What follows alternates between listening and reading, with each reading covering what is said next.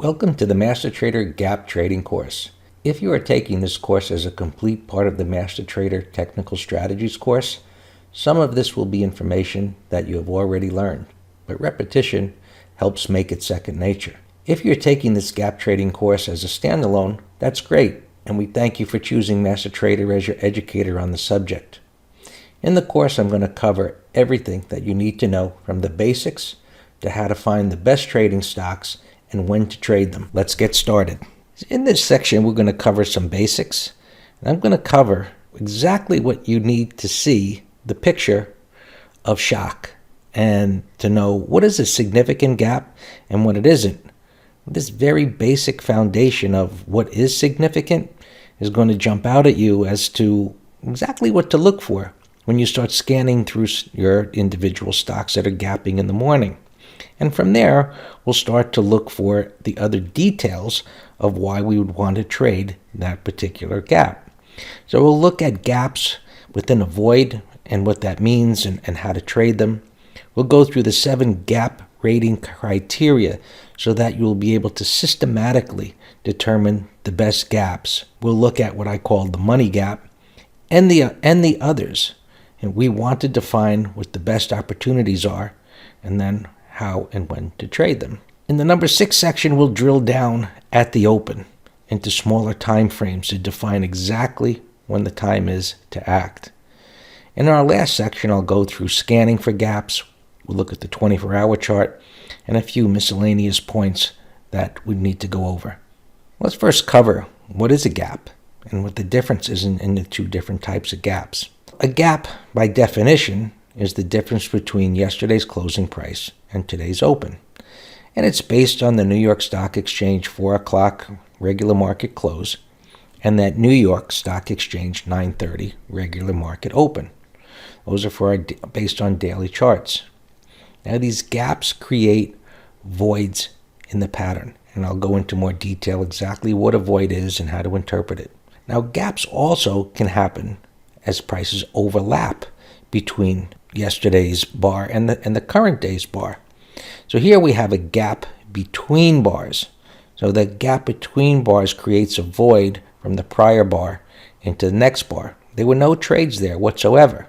And we see here when one has gapped down from a red bar, which means it was closing below its opening price, and gapped down the next day, creating a void in between. Of course, we're going to have to put this within the context of the overall pattern, but this is the beginning of just understanding what a gap is.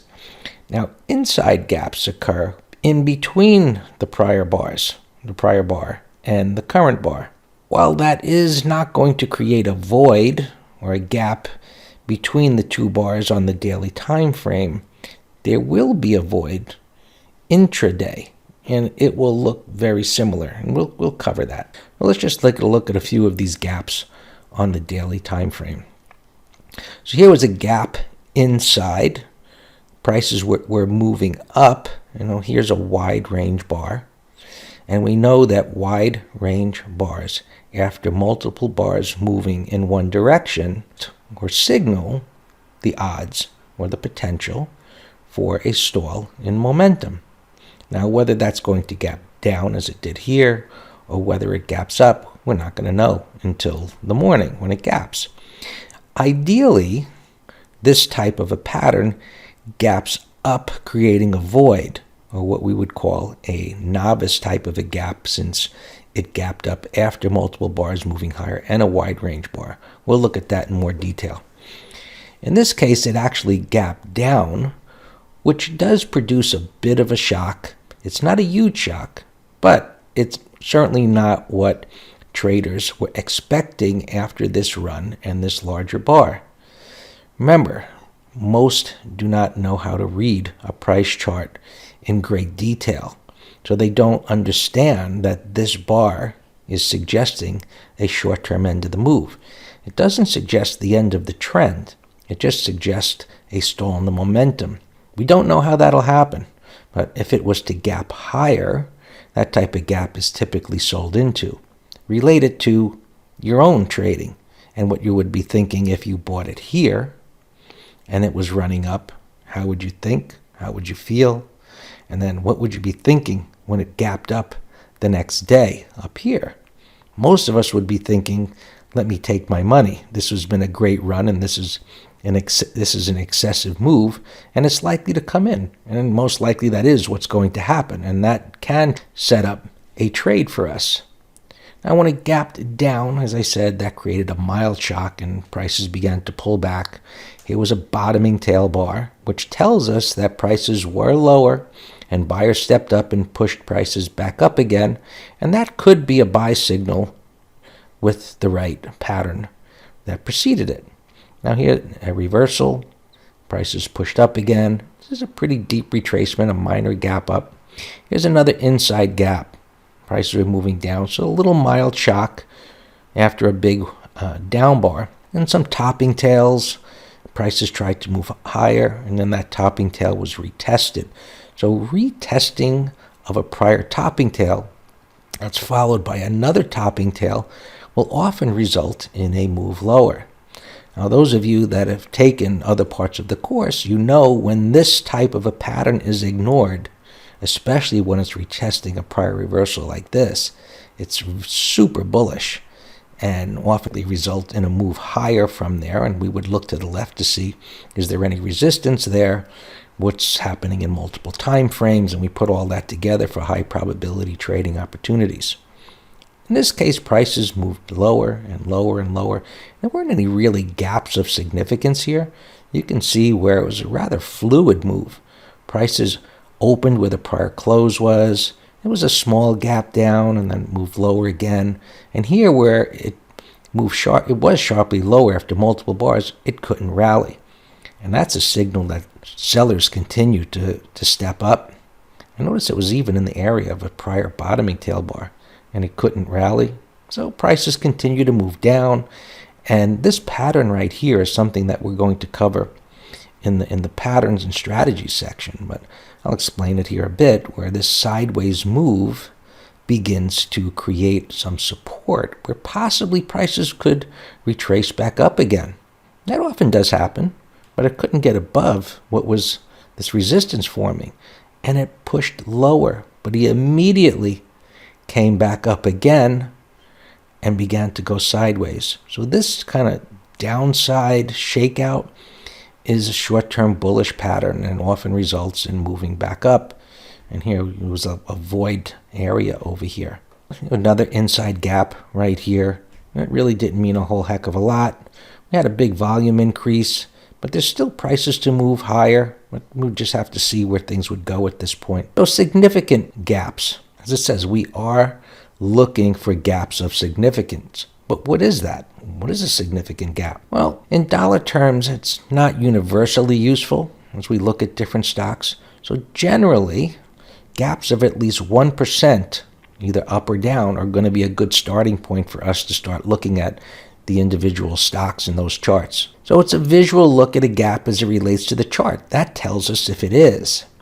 And some of what is shown as a significant gap trade may be longer term significant as well. Take a look at these different arrangement of candles that I've put here and think to yourself for a moment, which ones are significant? Well, if you look at this, look at A.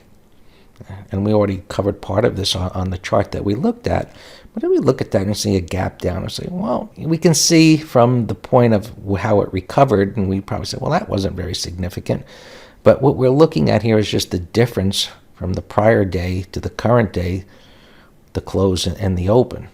Now, if we look at B and think about these from the point of view of what are traders thinking before the current day, what would you be thinking? And just relate it to the last two bars. I've got a green bar, relatively small, and then a wider range bar closing near the high, and then it gaps down under the low. That's pretty significant. And C is small gap up after a couple of down bars.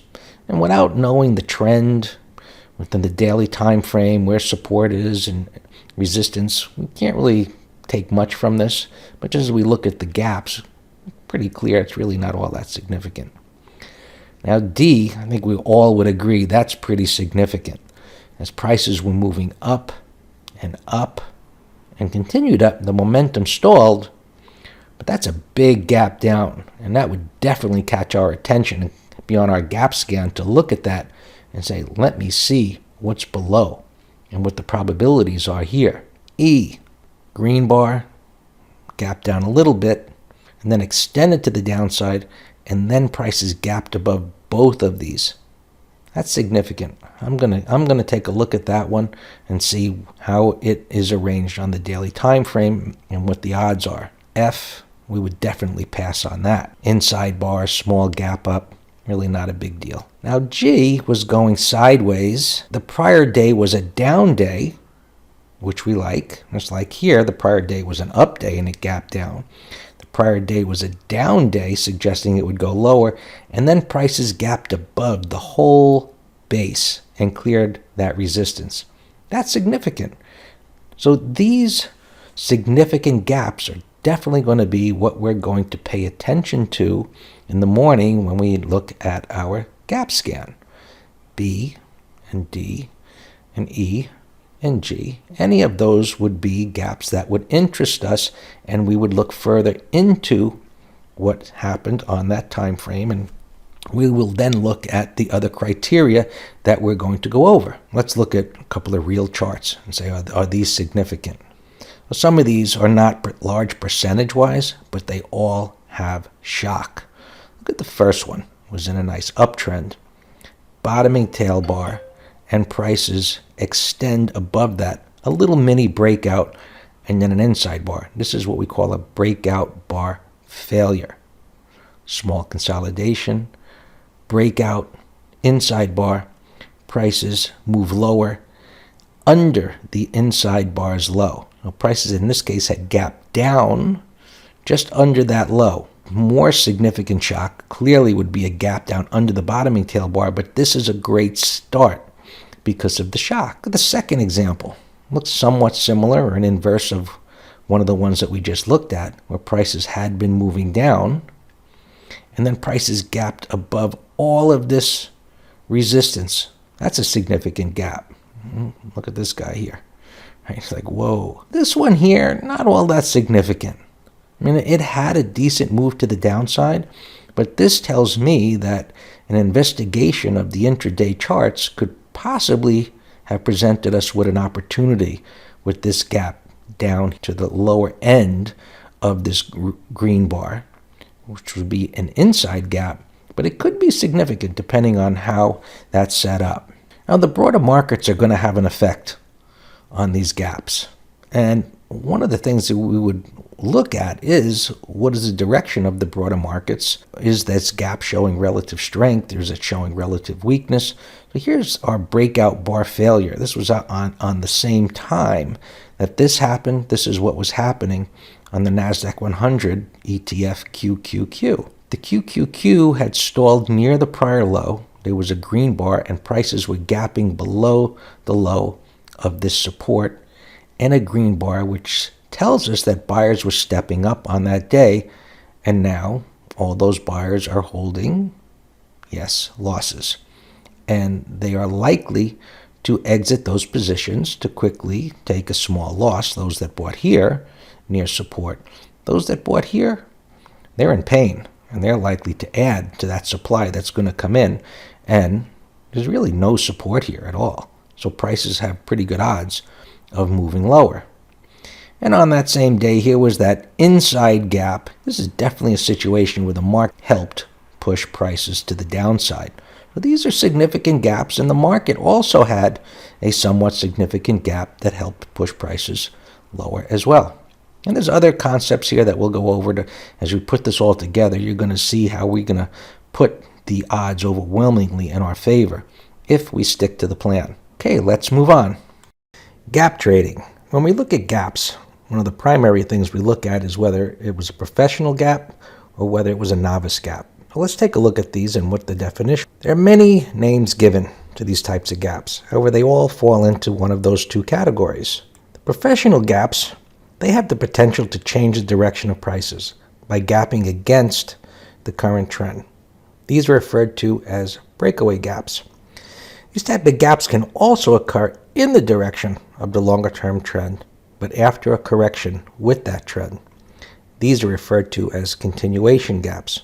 In short definition, professional gaps are the type that we go with. Novice gaps, on the other hand, they're gaps that have the potential to end the direction of prices by gapping with the current direction. They're often referred to as exhaustion gaps and may be preceded by a wide range bar. So novice gaps, short definition, are the type to fade or go against or exit a position or stay away from. And a very simple way of looking at these, look at these figures where there is a consolidation and a red bar here that's coming into the declining 20 MA, if I put it together, and then it gaps below the base.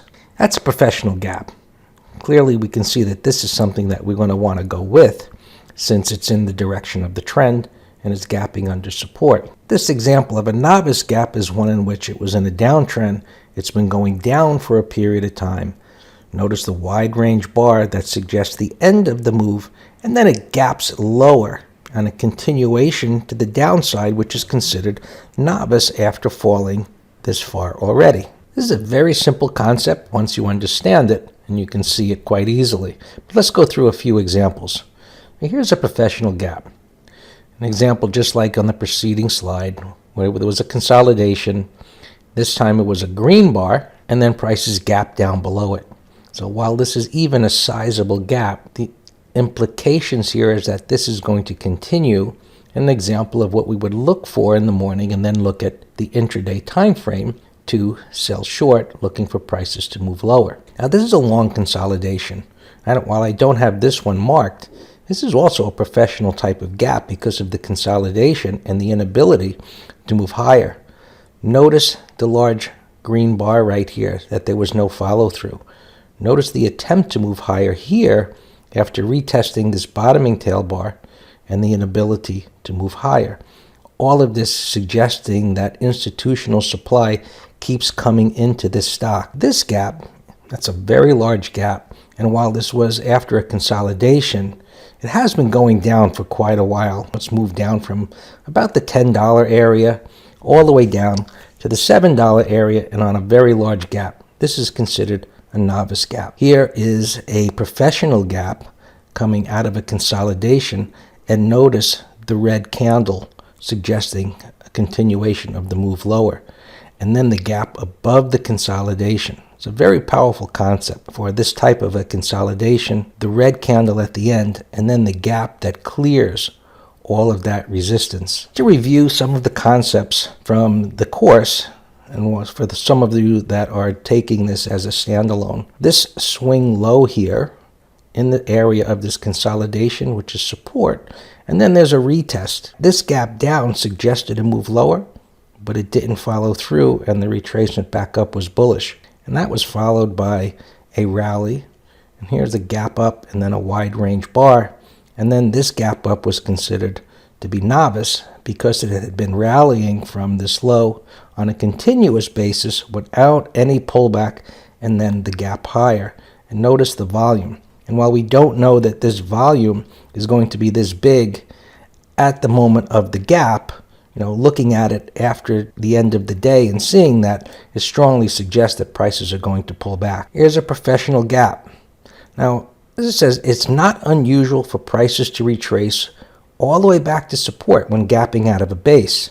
This type of a consolidation where it's building support after a downtrend, there's still a lot of traders or funds holding losses and very happy to get out of this position on the gap up. So while considered professional, coming out of a base, it's often followed by a retracement back into this area, and that sets up a great swing entry point once prices stabilize. And looking at a little bit of the details here, notice that prices trade under these lows here. Once it tried to retrace back up, it moved down and turned back higher again with this larger green bar. So we've got several days of consolidation or building a support area down here. And it's a great swing setup. You've had a change of trend from down to sideways, breaking this sideways trend and the back of the downtrend, and then a pullback into this support area with a nice pattern reversing back higher, looking for prices to push back up. Nice little buy setup here. Move up into the declining 200 MA, which is always going to be a reference point to pay attention to on the daily time frame. Here's a pro gap after a move down and a consolidation. There is a void which we're going to cover in the next chapter, and we would be looking at this in the morning on the gap up. This would just be one of the examples that would come up on our gap scan that would be looking at on an intraday basis, looking for prices to push higher. Now, looking at this chart, it isn't to suggest that we know from this pattern that prices will move up as much as they have, but the concepts that we're going to put together do suggest that there is the possibility of a move that can be very profitable. Now, on this move down, as you can see, prices had been moving down for a while. There was an attempt to stabilize near this tail here, and there was no follow through, and just prices continued to drop. Notice the wide range bar down here, suggesting the end of the move, and then the stabilization. So even though there was this 2-bar stabilization, it was still a novice gap to the downside. We would look for it to reverse back up again. Now this one here is an obvious one, as the prices have been pulling back, and it's a large gap into the area of minor support. That's an obvious novice gap. Let's look at the concept of a void. Gap trading the void. Let's move a little deeper into this concept of voids. Prices move between areas of support and resistance. That's technical analysis 101. As new areas form, we need to update that information. However, when there's a price void, which is what gaps create, there's going to be better odds of prices moving rapidly or trending. So as we're going through our gap scans, we're looking for stocks that are not only gapping, but also have voids. So when there are no areas of congestion, swing highs or swing lows to the left of current prices, the odds are that prices will have the ability to move with relative ease. So here's what we're looking for. This is from the point of view of prices moving very rapidly. However, a gap also creates that void. Now, as prices move sideways or over time, that increases the size of this void.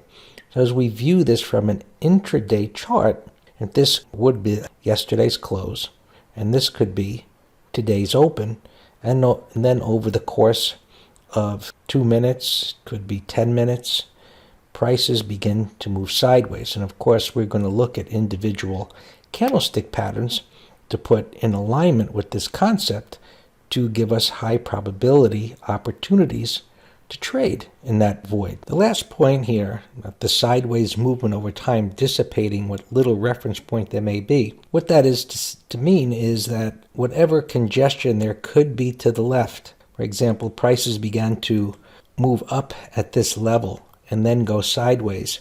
As time goes by and more data comes into our chart, what's directly to the left here is going to become less and less meaningful as a reference point. So if prices should break down into the void, what's to the left here is going to do very little to stop prices from moving lower. On this chart, we'll look at a couple of examples of voids being created. And here we have an unfilled gap, which would be a reference point for us in the future. But what we're interested in here, as it relates to trading gaps, is the fact that prices gapped above all of this resistance here. And we could see that sellers came in here. You can see the topping tail. And then sellers came in here as it retested the topping tail. As it created this little support point here, as I say, it's building an area of support, which we don't know will be support until prices actually cleared that resistance area. But once it gaps above here, we know that buyers are in control, and the odds are that prices are going to move higher. So this is definitely the kind of pattern that we've reviewed and will be looking at to trade gaps. Here is another gap that was actually filled that happened after this correction bar.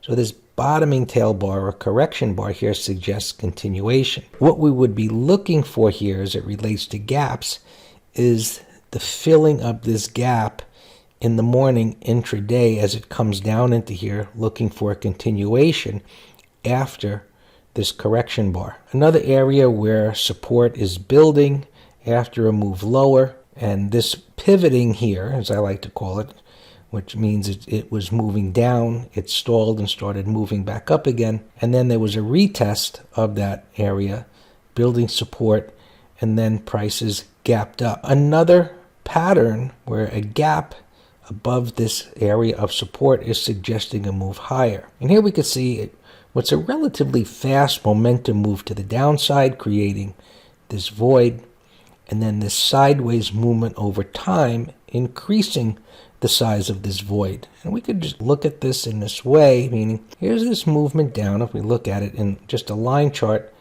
and then this move to the downside creates this larger void area. Over time, these reference points of resistance, potential resistance, become less meaningful as prices move sideways away from it and this area of support builds up. So once prices clear it, putting this all together puts the odds in our favor that prices should move up. And as I said on a prior slide, these patterns do not suggest this type of movement. We have this huge green candle here moving up this much, but there is the potential for that. Here's a gap above this resistance area, which is created. I'm going to call it gap void. Now, what's over to the left there? Well, we just need to go and look to see what's there, and we could do that by expanding the chart. We could look at a higher time frame, but we're definitely going to look what's over to the left there to see if there's a void above.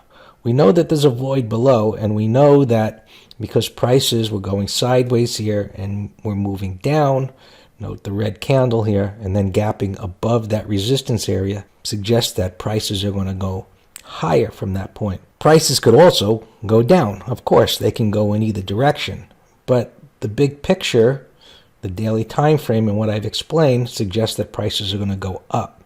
So that's our bias. Prices could come down. I've marked here where that support is, and if they did, let's assume that this red candle followed through to the downside. We'll be going over setups like this. If they came down into the gap fill area, we would be looking for this same type of a pattern here to go long in that area of support. If buyers are stepping up, they can create new support, and that's what's happening here. And as we look at these individual candles that are forming, we look at what I call bar by bar analysis. We can go through that here, where we have this topping tail red bar strongly suggests a move to the downside. And the next candle, you can call it a doji. We could just look at that fact that the open and close are close to the same. That tells us that momentum slowed down. Doesn't mean it can't go lower. It might. However, the next bar is a green candle closing above its open, and as it approaches this prior high here, which is going to be resistance, we're going to look at what the reaction is going to be to that. And this price action right here, this little sideways consolidation that happens over the course of 6 minutes, we're looking at a 2-minute chart. Looking at this bar by bar, we then see that prices backed off from this high. So the concept that I mentioned about this resistance area and prices moving sideways away from it, making less meaningful, is applicable also to a small time frame like this. Just to reiterate, we've got our big picture bias here with this gap up. So we believe that prices are going to go higher. I've looked to the left. There's a void over here. There's nothing to stop it from going higher. Now this pattern here begins to create support. So looking at this bar by bar, as we've explained, a bottoming tail bar tells us that sellers came in, it went lower. Remember, we can see that sellers are trying to take control over here. Gap up is going to create sellers fade the gap. In addition, we can assume that there are those that bought here and were in pain that are very happy to actually be making money while they were holding a loss. And they would be selling first thing at the open, potentially. But as we see what's happening here, we see that buyers continue to step up. They're absorbing the little bit of supply here that occurred in those first few minutes. And then the bottoming tail bar tells us that buyers are stepping up on the dip. And then we get another one. And that is where we need to take action above this high here. You could buy it above the high of the day, but these bars are telling us that it's going to go higher, and at some point this might all happen at the same time, because prices do move relatively fast at these times. By the time we actually press the button, it might be here. Overall, our bias is that it's going to go lower, and of course we don't want to see it moving down below the low of the day, and then we'll manage accordingly. Gaps that'll form that we have to be aware of that are not really meaningful, we have to put them in the context of what happened, is stocks or ETFs that are going ex-dividend are not gapping in the way we are interested. They're just adjusting for that dividend distribution. And here we're looking at the S&P spiders that gapped down that day. And initially this does look like a bearish pattern where prices had moved up. They went sideways and then gapped down. But if we look at the S&P cash index, which doesn't take into consideration that cash dividend, we see that really nothing happened here. ADRs also gap almost every day. They're traded primarily in a foreign market, but trade in the U.S. too. When the U.S. market opens, they have to adjust for that, and they gap. So these are not the type of gaps that we are interested in trading either. We're putting together the building block. Now we talked about what defines a gap, what is significant, and what is shock, what's professional, what's novice, what's a void, what's building or creating support. We didn't talk too much about resistance, but it's the same concept, just reversing the chart in the other direction. And as we put this all together, it formulates a plan for how we're going to rate gaps and how we are then going to trade them based on that. So let's go ahead and move to the next section where we'll be rating gaps. All right, now we're going to rate these gaps. We need to define what the best gaps are. We don't need them to all be perfect, but many times there are going to be so many gaps in the morning that we have to filter out the good ones from the not so good ones. And with this criteria, it's going to be relatively easy to do. So we have a 7-point rating system. As we look at that, it may not be so obvious what's bullish or bearish as to its immediate direction. When we see the gap, what I've covered already is going to give you pretty good criteria as a starting point. But with our rating system, we're going to be able to narrow that down even further and even to find what I'll call the money gaps. Point 1, is the stock gapping above or below support or resistance? If it's gapping above, that gets a point, it's bullish, it's cleared some resistance, but we need more information to see, is this a high probability situation that'll continue or not? So just getting above that resistance or below support, it's a starting point. It won't be enough in of itself for us to take action. Did the gap create shock? Meaning, did it clear the last day or two? And ideally, is it getting above or below a wide range bar? And we need to define what that wide range bar looks like. Did it break out or break down when it gapped on the daily, which is a strong indication of continuation in of itself? Where's the next reference point of support or resistance? Is it nearby, or is there a void? If there's a void, that's going to get another point for continuation. Does it have relative strength or weakness? I mean, did the market gap up and the stock gap down, or vice versa? Now, that doesn't mean it's not a positive if the market is gapping in the same direction as the stock, because if the market's gapping down and the stock is gapping down, that's powerful in of itself. But if it's showing relative weakness, the stock is gapping down and the market up, something's very wrong there, and we're going to take note of it. Is the size of the gap ideal? I mean, sometimes the gap is just too big. And big is relative, which we'll talk about. But when we look at the gap and it's kind of off the chart, so to speak, most of the time we're just going to move on. And we're going to take a look at the structure of the prices as they had formed intraday. As you'll see when we get to that, similar looking daily charts can look very different as they have formed intraday. Now, all of these criteria required to trade the gap? Absolutely not. But the more that we have in the same direction or lined up, the greater the probability of having one of these money gaps. Let's look at some examples. Here, gapping above or below support. As I said, considered bullish when gaps are above resistance and bearish when they gap below support. Is it a base? Is it a swing pivot, high or low?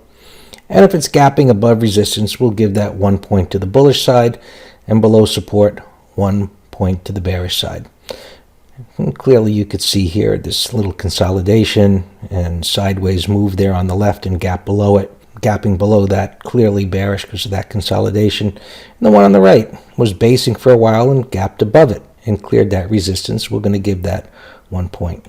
Gapping above or below the last day or two and a wide range bar. So here's where some real shock value comes into play when we get a gap that moves down below this bullish wide range bar here. And I like to always reinforce the thought of imagine you were in this particular stock, which actually looked terrific prior to the gap down, and that's what makes it so powerful. As you can see, it was moving up and there was a consolidation here and even a little bullish consolidation right here at resistance, and then a continuation gap or a breakout gap, which we would have given this a point the prior day for doing that. And it did have a nice move up. So this would have been a nice gap, starting point for a gap at the open here. There are other things that we have to look at, but everything was looking good. And there's nothing here, as we look at this chart, to suggest that this would have gapped down. However, it did.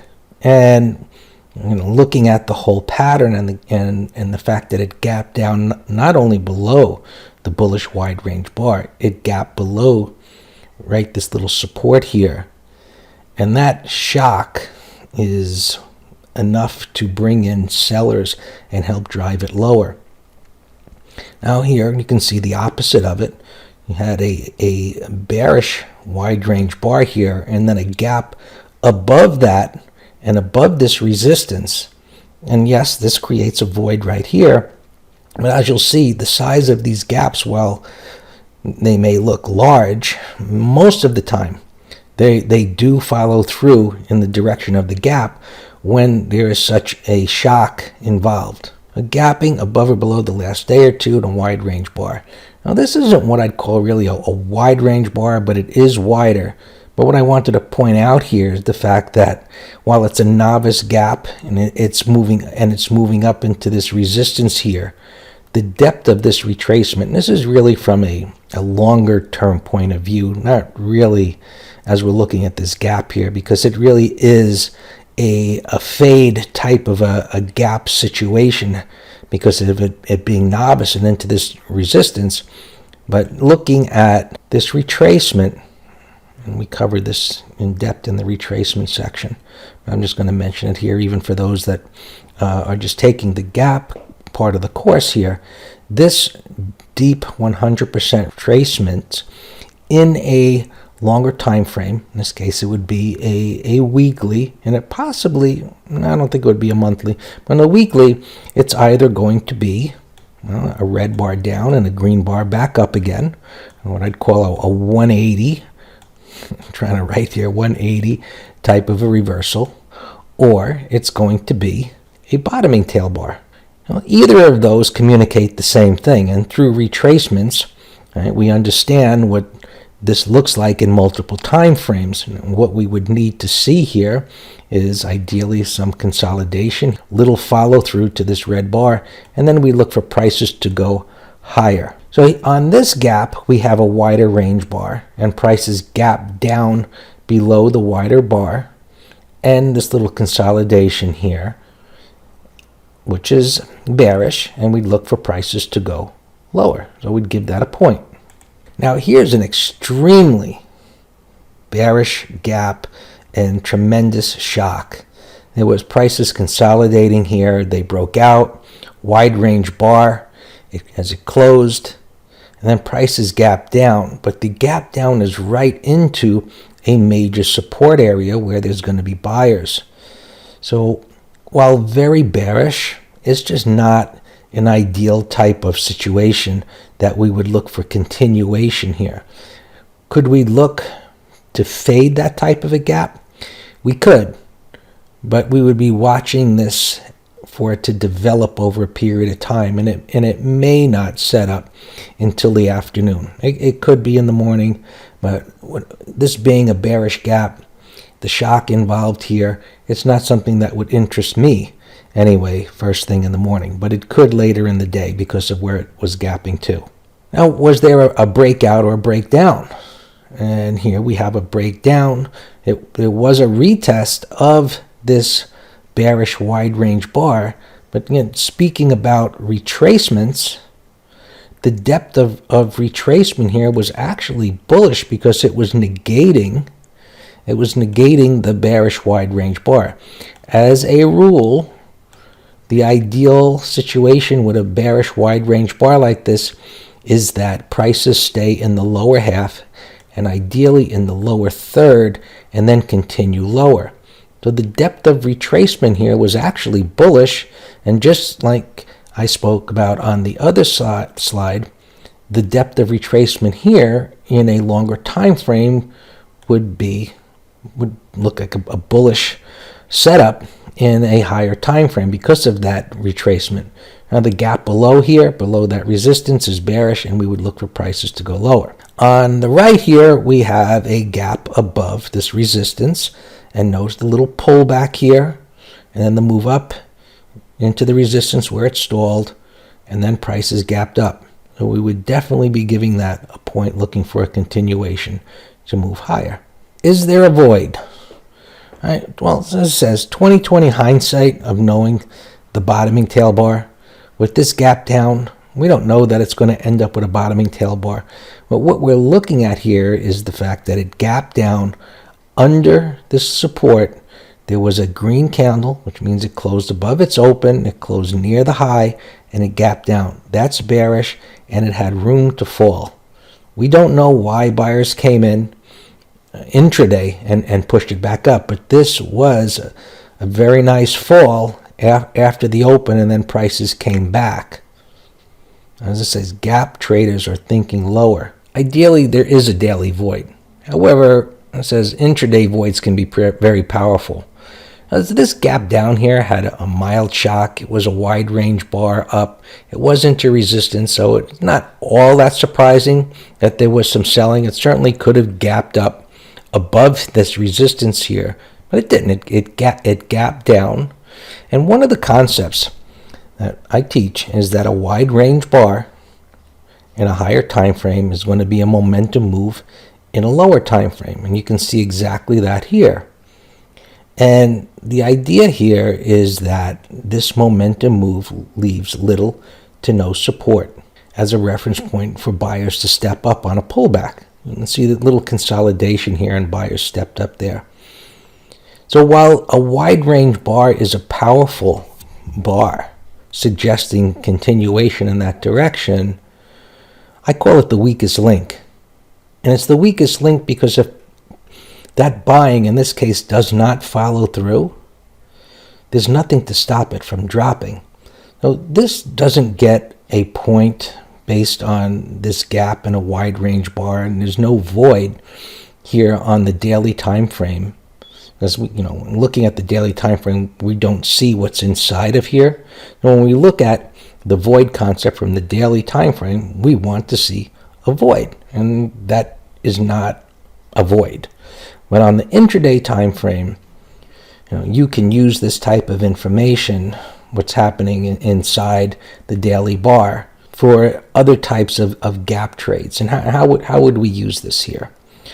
Well, looking at this gap under this support here, we could drill down into a smaller time frame, and even over here where these bars overlap, there could be a sell setup here.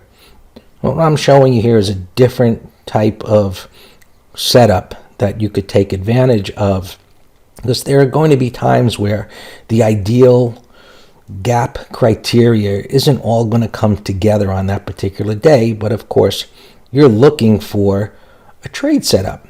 So you could come across something like this that's gapping down and bring up the intraday charts and see this type of a pattern where prices are gapping down under this resistance and there's a void, and then you wait for your setup. The first thing to do is to have a bias as to what the probabilities are. So I wanted to show you something different here. Relative strength and weakness. This is the simplest to determine because are they going in the same direction or aren't they going in the same direction? Very, very simple. Stock gapping up, market down, relative strength. Stock gaps down, market up, relative weakness. And stock gaps down, market down. We say neutral, but it's still something to pay attention to. The strength and weakness is going to get a point. If it's neutral, that doesn't mean that we're going to exclude it. And I say this can continue throughout the day or coming days. We're going to pay attention to that. We take note of relative strength and weakness. It isn't something that we take note of in the moment and then it's put aside even though it's a black and white point or not as far as our gap criteria. A simple concept, the spiders here moving lower, stock moving up. It gets a point and it was clearing resistance, breaking out of a 2-month base, suggesting prices would move higher, not only short term, but intermediate term as well. The size of the gap. I'm showing you a very extreme example here on the left. And of course, that's the whole point, is to see that it's extreme and it's huge and it's too big. And so it could be a buyout. Is move on to something else like what's on the right here. This is ideal. It's just clearing resistance. That is textbook perfect because at that point is just clear this resistance, and if it has a void above, that's obviously a go with. Now, I'm sure you're thinking, well, what about this topping tail right here? Well, I discount that. I actually make the assumption that prices are going to be able to get through it. The reason being, the move up was strong.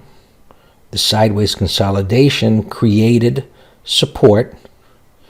We have red bars being ignored, a topping tail being ignored.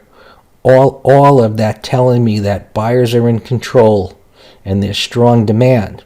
When you look at the big picture, and this is what I call the big picture, and the topping tail is the little picture, you think to yourself, what is more powerful here, the big picture or this little picture? What are the odds of getting through the topping tail? So we don't wait for it to clear the topping tail.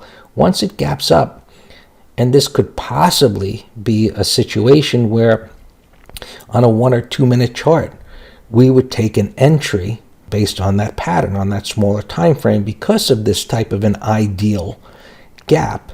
Now, a larger gap, most times, personally, I'm going to wait 5 minutes, could be 6 minutes, 7 minutes. I'm going to let that chart develop for a little while.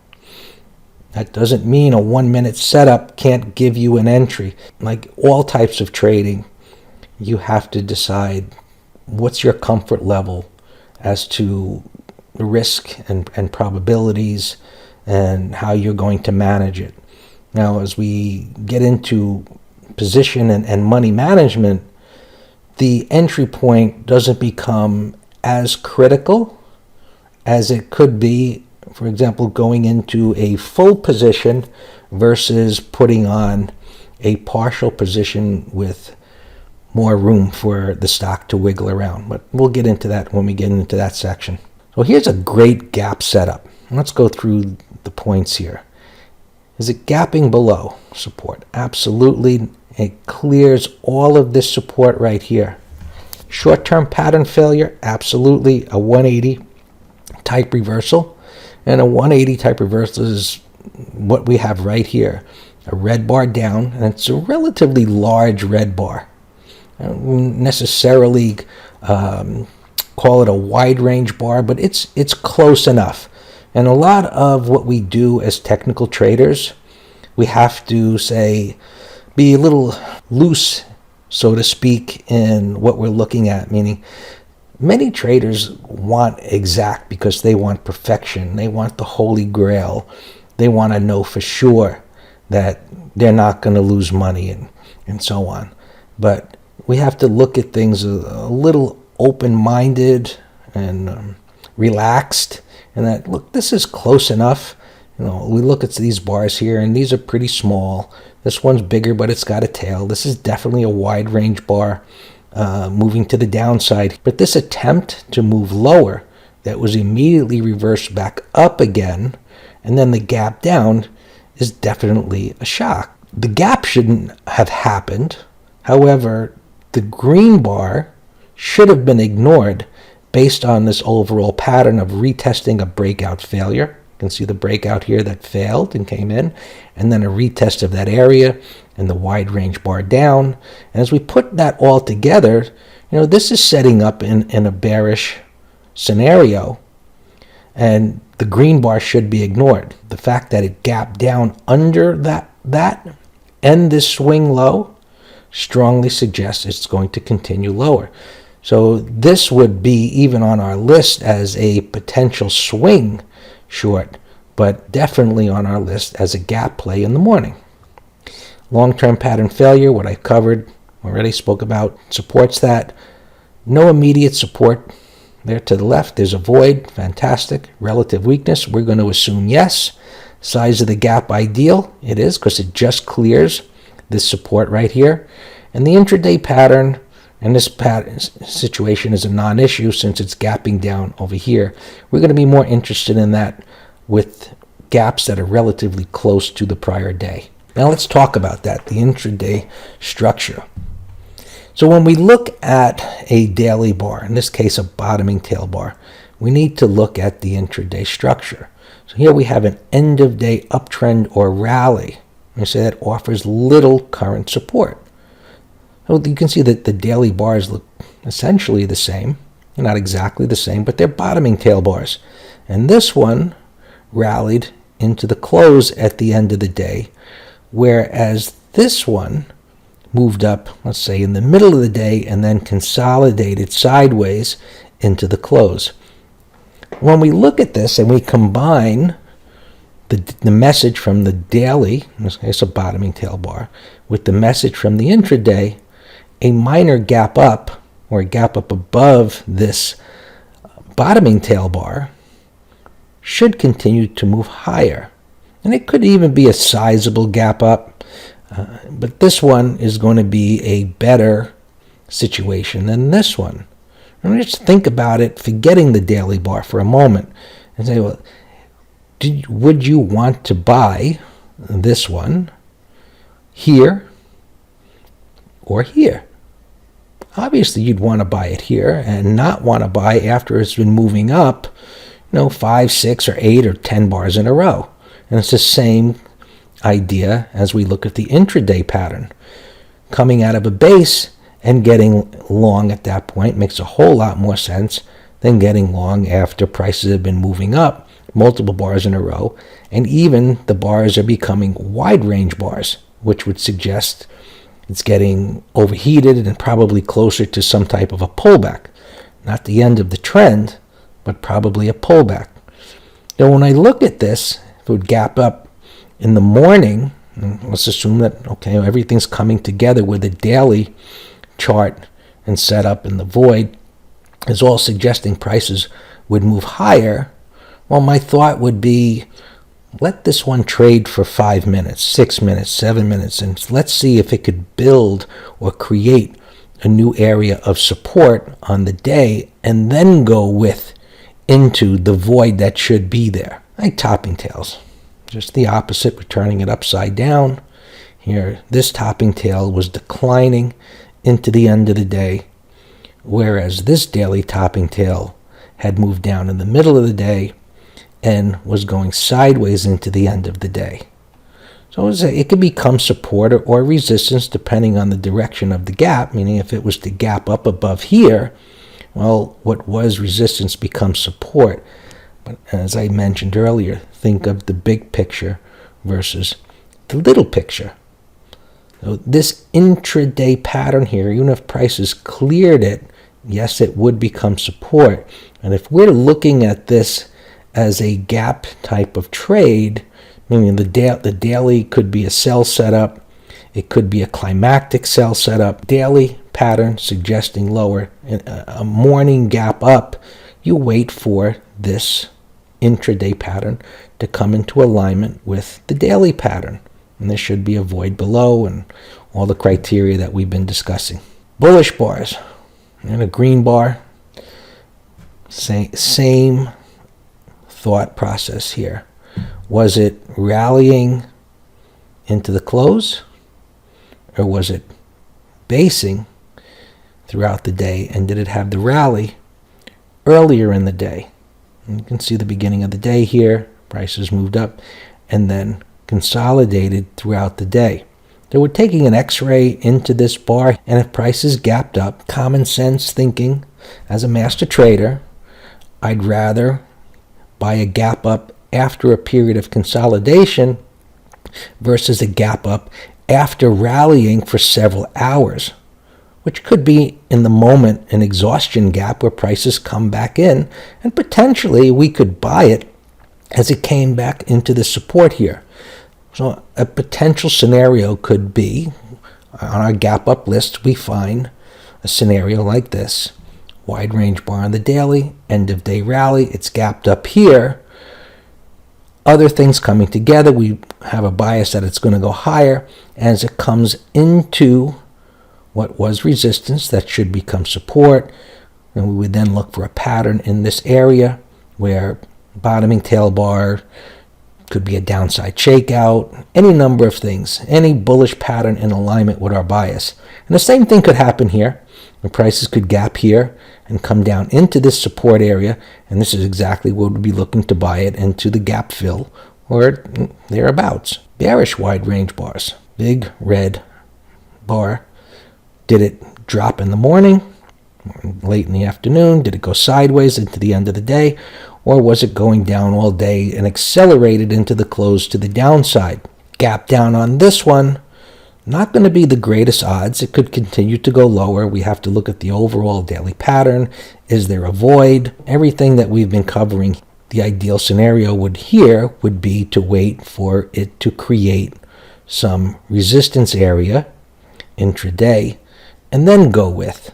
Whereas a gap down under this base here would be a much higher probability situation where we could go with almost immediately, looking for it to go lower. A gap up above would suggest short-term strength, and we would wait for the intraday pattern to come into alignment with our bias and prices to move back under that what would be support and then go with. And if it was a significant gap up, well, we could begin to change our bias, but that's a whole nother conversation based on actually having that type of situation for us to do some analysis with and decide what we're going to do. Okay, so let's go on and look at some of these actual setups. In this section, we're going to look at the ideal or perfect type of gap setup, or what I would call the money gap, which has the highest odds of moving in the direction suggested by the gap. So the ideal bullish 7-point gap setup will be consolidating. It'll be in an uptrend. It'll have a void above. The last day will be a bearish wide range bar or a topping tail. In other words, we have a stock that has been moving up. Over the short term, it's had a small correction. There's a void. And the prior day was a negative day. Ideally a bearish wide range bar or a topping tail. And on the gap, it clears the high, of course, of the bearish bar and the high of that base or some type of consolidation that was going on there. It has shown relative strength, and the end of the prior day will have been a base as well. For these ideal gaps, using the 1 or 2 minute time frame can be used for entry. And that might be considered somewhat aggressive for some, but in this type of situation, the odds are overwhelmingly in your favor. Go for it. Now, a 5-point setup to use the 1 or 2 minute, there better be a significant shock there. A gap above resistance within a downtrend, Right? This may not be an end-of-day base and it may not have relative strength. The 5-minute time frame can always be used. It may be a little late for the ideal point plays, but waiting 10 minutes, 15 minutes, sometimes it'll be 20 minutes for things to set up properly. On any given day, things can be different, of course. By putting together the criteria we've been talking about, you'll know whether it's ideal, perfect 7-point play, go for it, within a minute or two, or whether to wait. Now, there's no perfect time frame. I've worked with traders that, for whatever reason, they like the 3-minute chart instead of the 2-minute chart.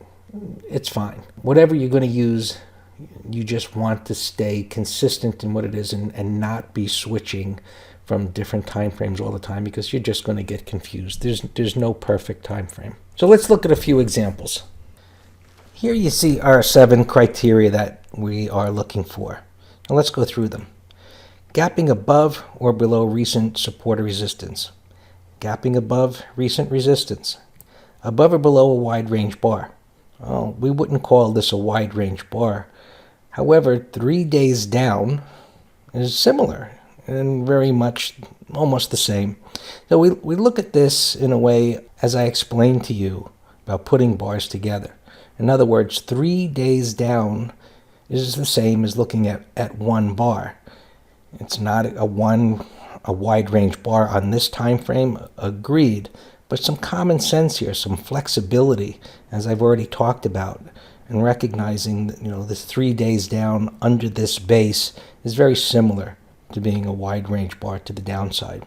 So we're going to give it a point. Above or below a base or continuation, absolutely. Has a void above? It does. There's a little resistance here, but you do have a void, and as I explained, we'll be looking at the bigger picture. All of this suggests the ability to get through it. In addition, we are looking at this from a day trader's point of view, gap trading in the morning. An ability to go from this area here, let's just call it $37 to $39. And it did get up to 40, but let's say we use 39 as a target. A $2 trade with minimal risk, we'll take that every day. Relative strength or weakness, we're going to give it a point. I don't have what the market's done here, but we're going to assume that we're showing strength. Is the gap size ideal, okay, or too much? I'm going to call that ideal, because it's just clearing the top of the base and an end-of-day base. Here I'm going to use the 15-minute chart on these examples just to get a longer-term view intraday of what's happening here. And yes, it is a base, so the entry could have been taken from the 1-minute time frame. Let's look at another example. Gapping above or below recent support or resistance. Yes, it is. Gapping just below this base here. And it's ideal. It's just clearing the bottom of the base. Wide range bar, close enough to it. And that is a wider range bar than in the most recent days. It isn't compared to this gap down day, but overall, it's a wider day. And as I said, we're going to be flexible with this, and we're going to go with it. It closed up near the high. It's a larger green bar. I like it. Above or below consolidation or continuation? Absolutely. There was a consolidation there. Gets a point. Has a void. Big void. In this example that we have here, we looked at 1 or 2 examples that had the potential to be swing type gap setups. And this meets that type of criteria. Because of the overall large pattern here, topping pattern. Look at the big wide range bar here. It's going to be a big momentum move intraday. There's a big void. Move higher over time. There's a big void here. This has the potential to have a sizable move to the downside.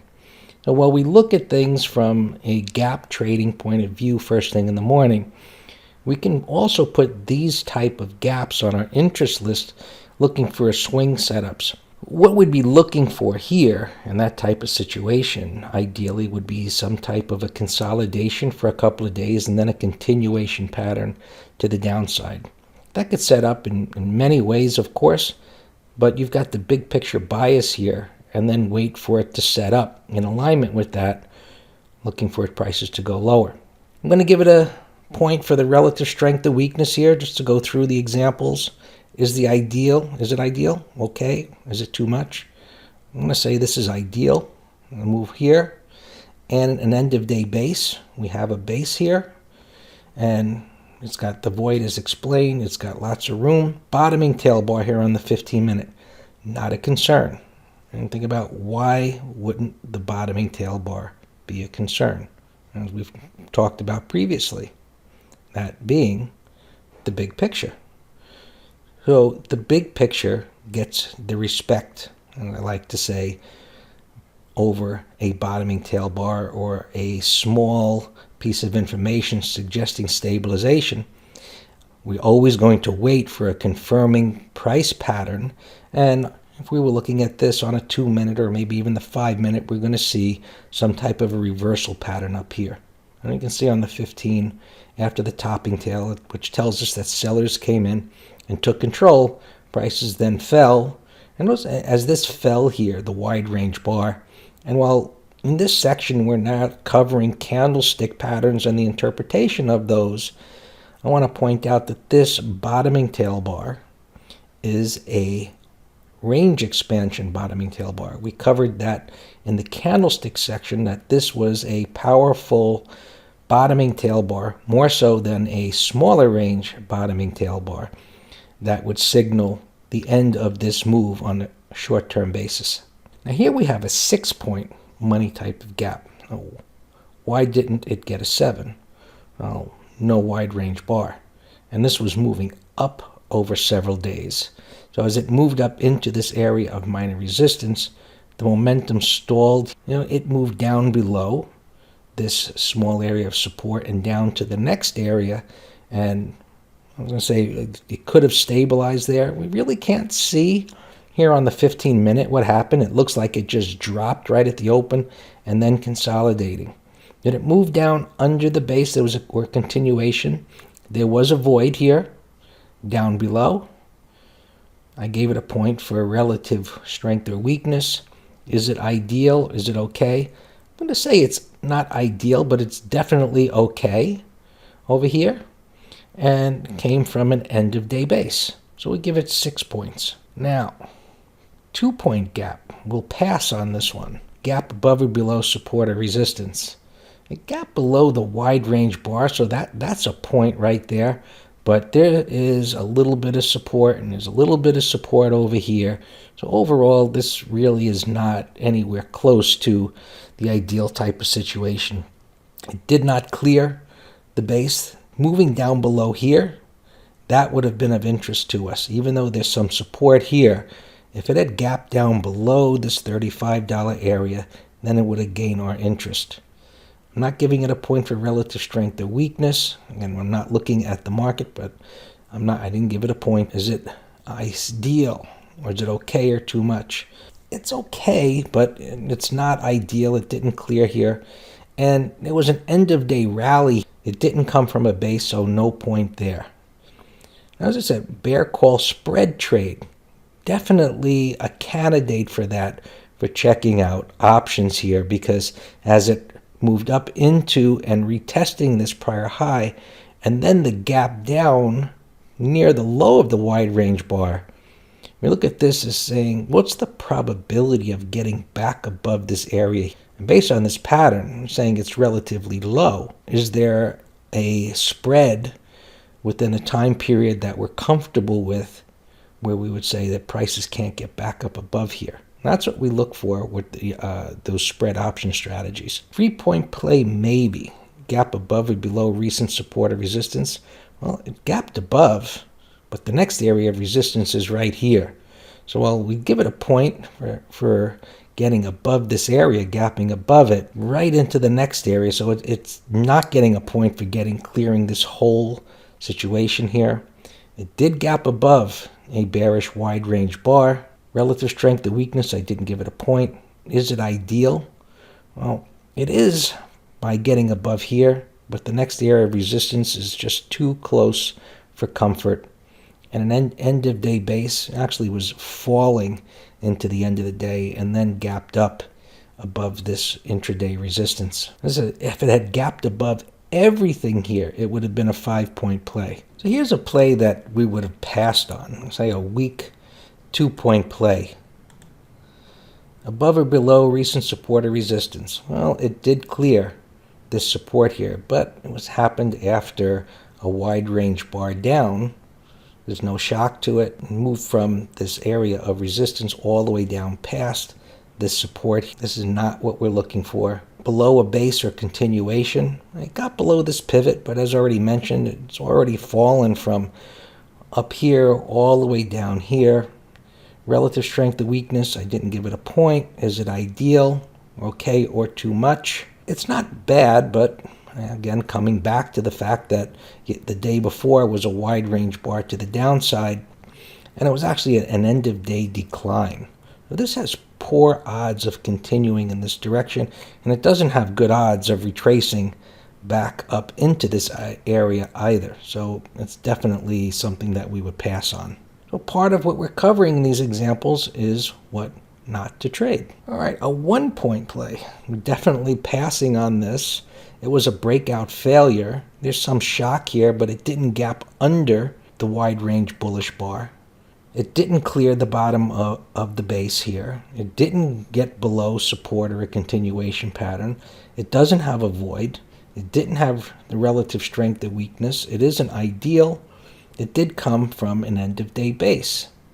We did look at one example like this in a prior section where I talked about an intraday type of a setup that could have potential intraday even though the daily wasn't in alignment with that.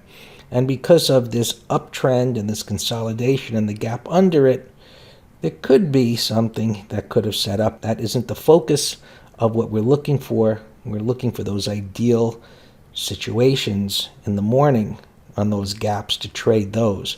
This could be something because of the shock that occurred. That could happen later in the morning, or it's just going to be a pass.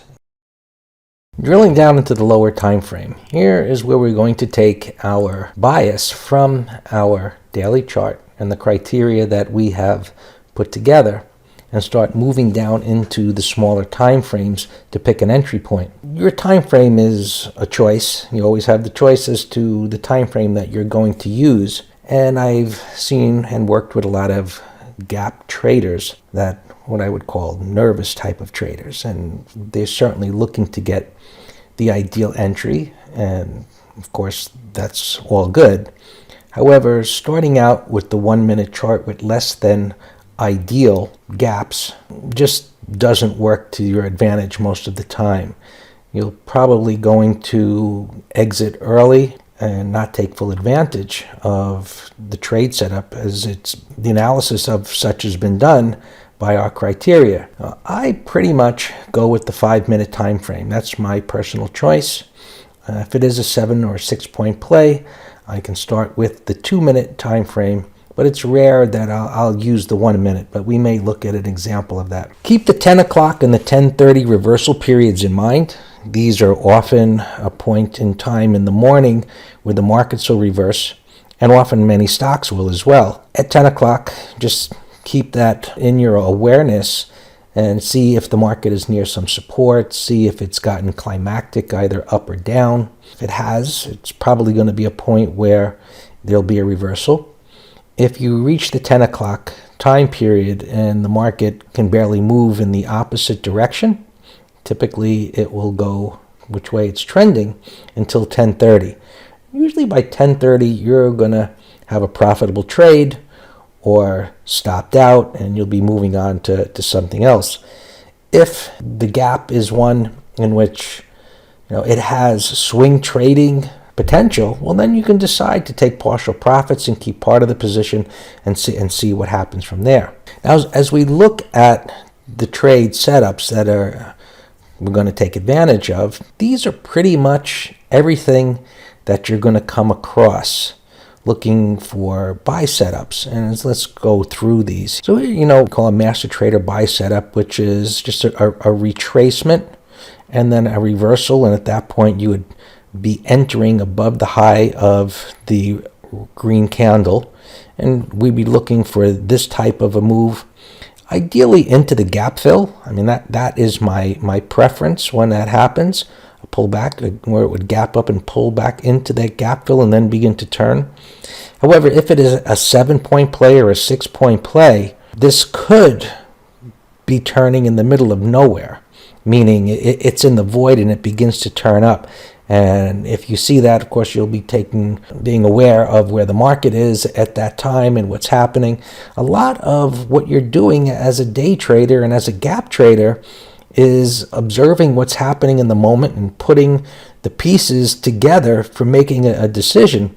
And while we certainly are going to be putting the odds in our favor, it is something that you have to get experience with, because you're making split timing decisions in the moment to take that trade. Now, money management, where you could be entering half of the position, could make it an easier decision to enter and then looking to add at the appropriate time.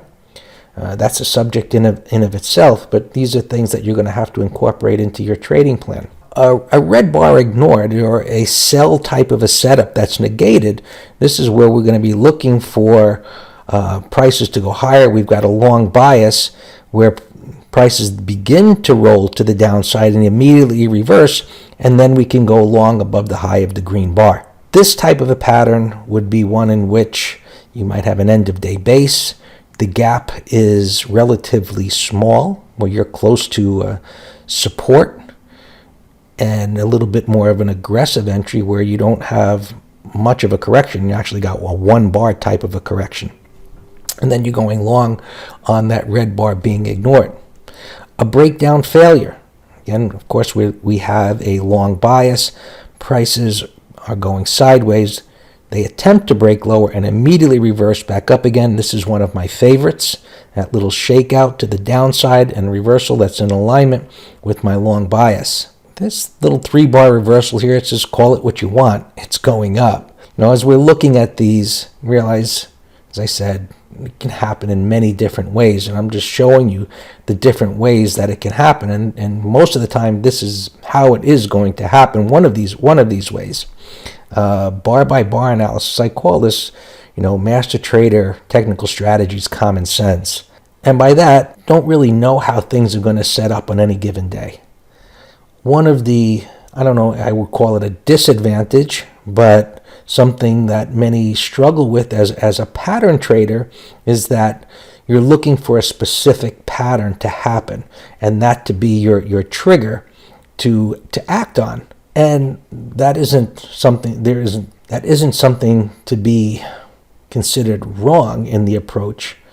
The problem is that we can't dictate how prices are going to set up. So looking at it in a bar by bar method, knowing what the patterns typically are, whatever sets up, you'll be able to take advantage of it. As I say, it's common sense. You've got a long bias, and if prices attempt to turn higher as they did here, and then they stall and you get a bottoming tail and then a little consolidation here, this is support being created. Buyers are stepping up here. And of course, we're going to be looking for longs, and we've got that void and everything that we've talked about up until now. You're going to know what to do as you become more familiar with the gap strategies and observing them in the morning.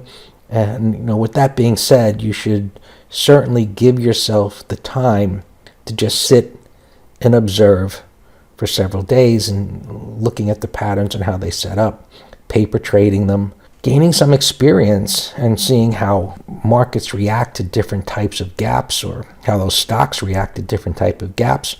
It's like anything else where you're getting an education, is that you do get that education, and then you get experience with that education, and that's where you become professional at whether it's trading or any other profession.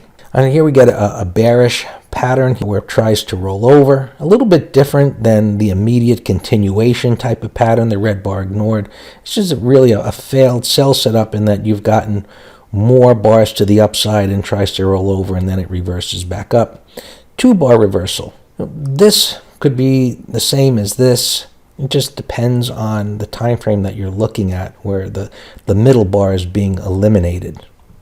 A 1, 2, 3 continuation pattern. This is a favorite of many, especially coming out of an end-of-day base. We've got, of course, a bullish bias, and it starts with a wide range bar up, and then an inside bar consolidation, and then a continuation pattern into the void. This is also one of my favorites, either long or short. For the short side would be an M-top. Just turn this upside down. We're going to look at a bunch of these.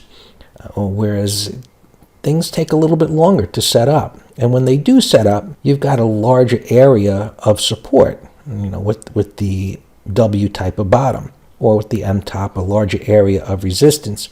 And these are what you want to look for, especially when the gap is relatively large and there is no support or resistance immediately to the left.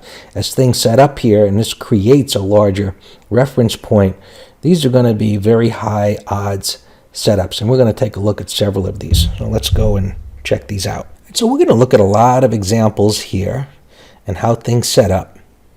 Now, what we have here is a 3-point play. When I say never do those in the first few minutes. As we go through each of the criteria, is it gapping above or below support or resistance? Well, it is gapping below some support, but it's multiple bars down. Above or below a wide range bar, topping tail, bottoming tail. Well, there's, again, a topping tail, but multiple bars down, so it really doesn't have the shock effect that we're really looking for. Below a base or continuation, I'm not giving it a point. Same, multiple days down. Void, absolutely. It's got the void, it's got the potential to continue to drop. Relative strength to weakness, again, we don't have the market here, but I'm not giving it the point. Is the size of the gap ideal or okay or too much? I would say it's okay. Could potentially say it's ideal. This was a green bar. It would have the shock effect, and it would be a little bit more aggressive in my thoughts on this pattern. Come from an end-of-day base? Yes, it did. So here was the immediate drop. We're looking at a 5-minute chart, and an M-top sets up here. Now, if you are taking this as a standalone, as the gap course, what I'm showing here with the 5-minute trend, the 15-minute, and the 60-minute trend is that these moving averages relate to those trends. So this is a 20-period moving average, which is going to follow the trend on this 5-minute chart relatively close. This is a 60-period moving average, which is the same as a 20-period moving average on the 15-minute chart. And the red line is the 200-period moving average, which is going to follow closely the 20-period moving average on a 60-minute chart, which should actually be on this time frame a 240-period moving average. But I used the 200, saying it's close enough. And the alignment of these moving averages tell me that all of these time frames are in alignment and moving lower together. The 20 is sloped downward, the 60 is sloped downward, the 200 is sloped downward. So in all of these time frames, the trend is to the downside. I see that there's a void below, and now I look for a pattern that's in alignment with my bias. In this case, it's an M-top. As you look at the sell setup here, could you take that? Yes, you could. I would give it more room, meaning I wouldn't put the stop just above this line here. I'd put my stop somewhere up in this area. Ideally, it would be up here, and that would be giving it an awful lot of room, and you'd have to put on a smaller share size, a much smaller share size, and you could then add to it over here if this sets up. Or, depends on what's in your trading plan, you're going to wait for the M-top, and if it doesn't set up, well, you just missed the trade. That's when I say it is what it is. So this is where you would be getting in and then managing accordingly. The bottoming tail on the 5, you could take partial profits there and add on the retest. So here is our basic type of sell setup in alignment with the trend in an area of resistance where it broke down from before and momentum stalls, and this is your classic sell setup type of retracement setup. Lastly, what actually happened here is that resistance was created. There was nothing over here since prices fell into a void. So on this day, this M top created a reference point of resistance that wasn't there. So here's a solid 7-point money gap. Yes, they can be rare, but when we find them, those are the times when we want to be a bit more aggressive. Aggressive doesn't mean putting on a larger position that's not within our trading plan. What I mean by that is using a smaller time frame like the 2-minute time frame, because we do have the ideal setup. It's clearing immediate support or resistance. It gapped above a topping tail bar. It's gotten above a base. There's a gap and a tradable void there. It has relative strength.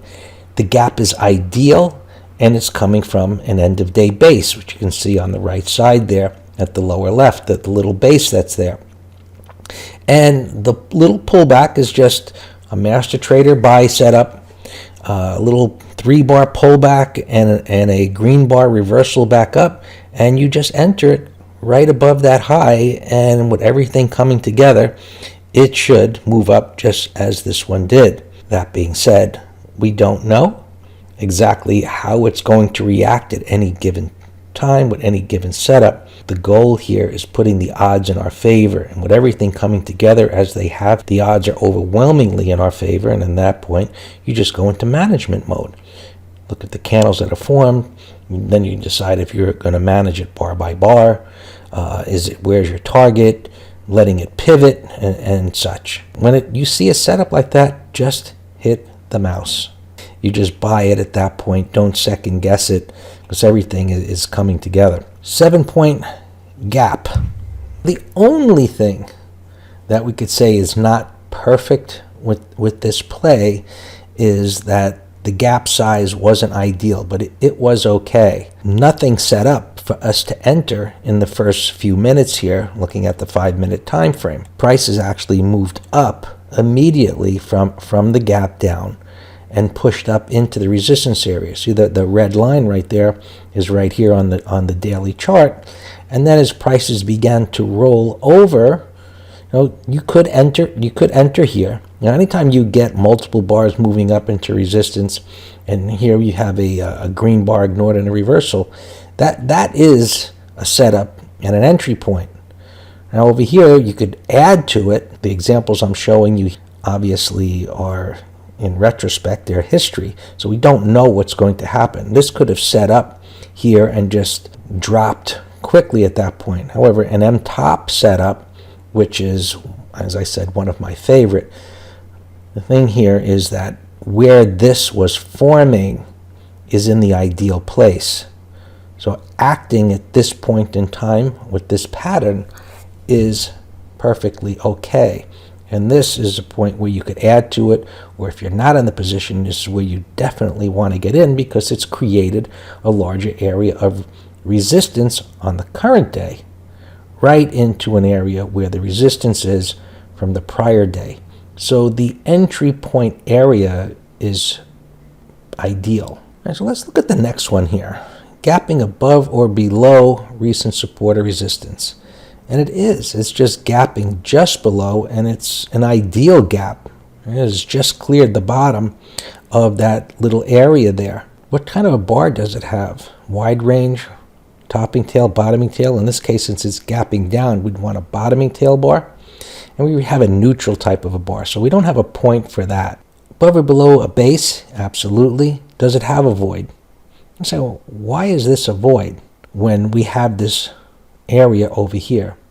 And the reason for that is that prices had come down, and then they rallied sharply from there. And look at the 3 bars moving straight up. That's a strong momentum move. It's a fast momentum move. And because prices traded under this area here and back up through it, the way I look at that, just by looking at thousands and thousands of charts and looking at the reactions to how prices move, is that this area here has been used as a reference point, and it's been negated. All I'm really interested in here is this. And this move up has created a void, and this movement over time has increased the size of that void, and you can see the topping pattern right here. As I mentioned in prior sections, we're looking for the big picture. that giving us our bias. Then we're moving down into the smaller time frames. And what we have on the smaller time frame, we've got an end of day base. So prices were going sideways at the latter part of the day. And here we have a continuation pattern. There's a wider bar. It breaks down. And then an inside bar, which is a topping tail bar. And here we're using the 1 minute chart. So we have, it's not 7 points, since it wasn't a big green bar or a bottoming tail bar, but everything's coming together in a way that I would be very okay with being aggressive. And if this was a 2 minute chart, it's going to look, well, not exactly the same, but it's going to look pretty close. It's going to give us the same entry point. How this moved down was, you couldn't ask for better. It just flowed to the downside, with each bar opening in the area of the prior bar's close as it moved lower and lower. Now, what happened here was a little type of shakeout or a breakdown bar failure, and this an attempt to move to the downside and right back up again is certainly where we would have taken partial profits. And as it chopped sideways, it did continue to move lower again. But what you want to be looking at is the fact that this is getting close to the area of the prior low. This is a big move. That's a wide range bar. You could see where the open was here, and where it was now at this point was pretty close into that area of the prior low. So I would be very happy with this type of a move. In light of that, let's just say it was a painless kind of move from the point of view of it just never gave you any reason to think about getting out, not even one bar, until it got down here. So great type of a play. All right, so here is a pro gap, a solid 6-point play, gapping above or below resistance or support, gapping above resistance here. It just clears it. Wide range bar to the downside. It was right on support, but still a wide range bar, and it broke under about 4 days going sideways there. Definitely suggested it would go lower. It is into support, and then it gaps up not only above the high of the red bar, which if it just did that, it would be interesting, but not as interesting as this, and then clearing all of that resistance. It gapped here, cleared all of it. Now, we don't know what's going to set up at that time. It had the void above. I'm saying it had relative strength. Is it ideal? Yes. End of day base. So clearing this, it could have gone sideways, and we could have bought a breakout where it would have been creating an area of support, and we bought a breakout. Maybe within that consolidation would have been a bottoming tail bar, which broke below the base. Point being, we don't know how things are going to set up, but the concept of bar by bar analysis has you ready for anything. Now, in this case, it pulled back. It tried to go up, wide bar down. It tries to rally back down again. And as it comes into what was resistance, that becomes support, we get ready. In this area, you're getting ready. You have a long bias, and now you're looking for a pattern to set up to get long. And what we have here, as I told you about in the prior slide, the breakdown bar failure, well, this is almost the same. A little consolidation, it breaks lower and starts to move right back up again. And while this is not a 1, 2, 3 by the textbook definition, it's good enough. You have to be flexible. We have the ideal textbook type of patterns we look at, but common sense, meaning put the big picture together. You looking at an area where prices should turn, and now the formation, these candles here are telling you that buyers are stepping up. So you do as well. Let's look at the next one, a 5-point play. Gapping above support or resistance. Well, gaps well below. Above or below wide range bar. Topping tail, bottoming tail, no. It was a red bar, was moving down. It clears the bottom of this base. Yes, there's a void. There was weakness. The gap is too much. It's a big gap, but it's right at this resistance area. So we wait. Now, of course, as you're looking at your gaps in the morning, you're going to decide what you're going to focus on. You can't be looking at too many things. You can make your thumbnail charts and set them up on 2-minute charts or 5-minute charts and observe whether it's 5 or even 10. It's your choice how many you're going to look at. Then wait for things to set up. Now, assuming that this was one of the stocks that you're going to focus on, you then wait for the setup. So it's into this resistance area where you know that there's going to be sellers. And then once it forms a reversal or a pivot over here, and then the retest, this gives you an entry point. That's your M top.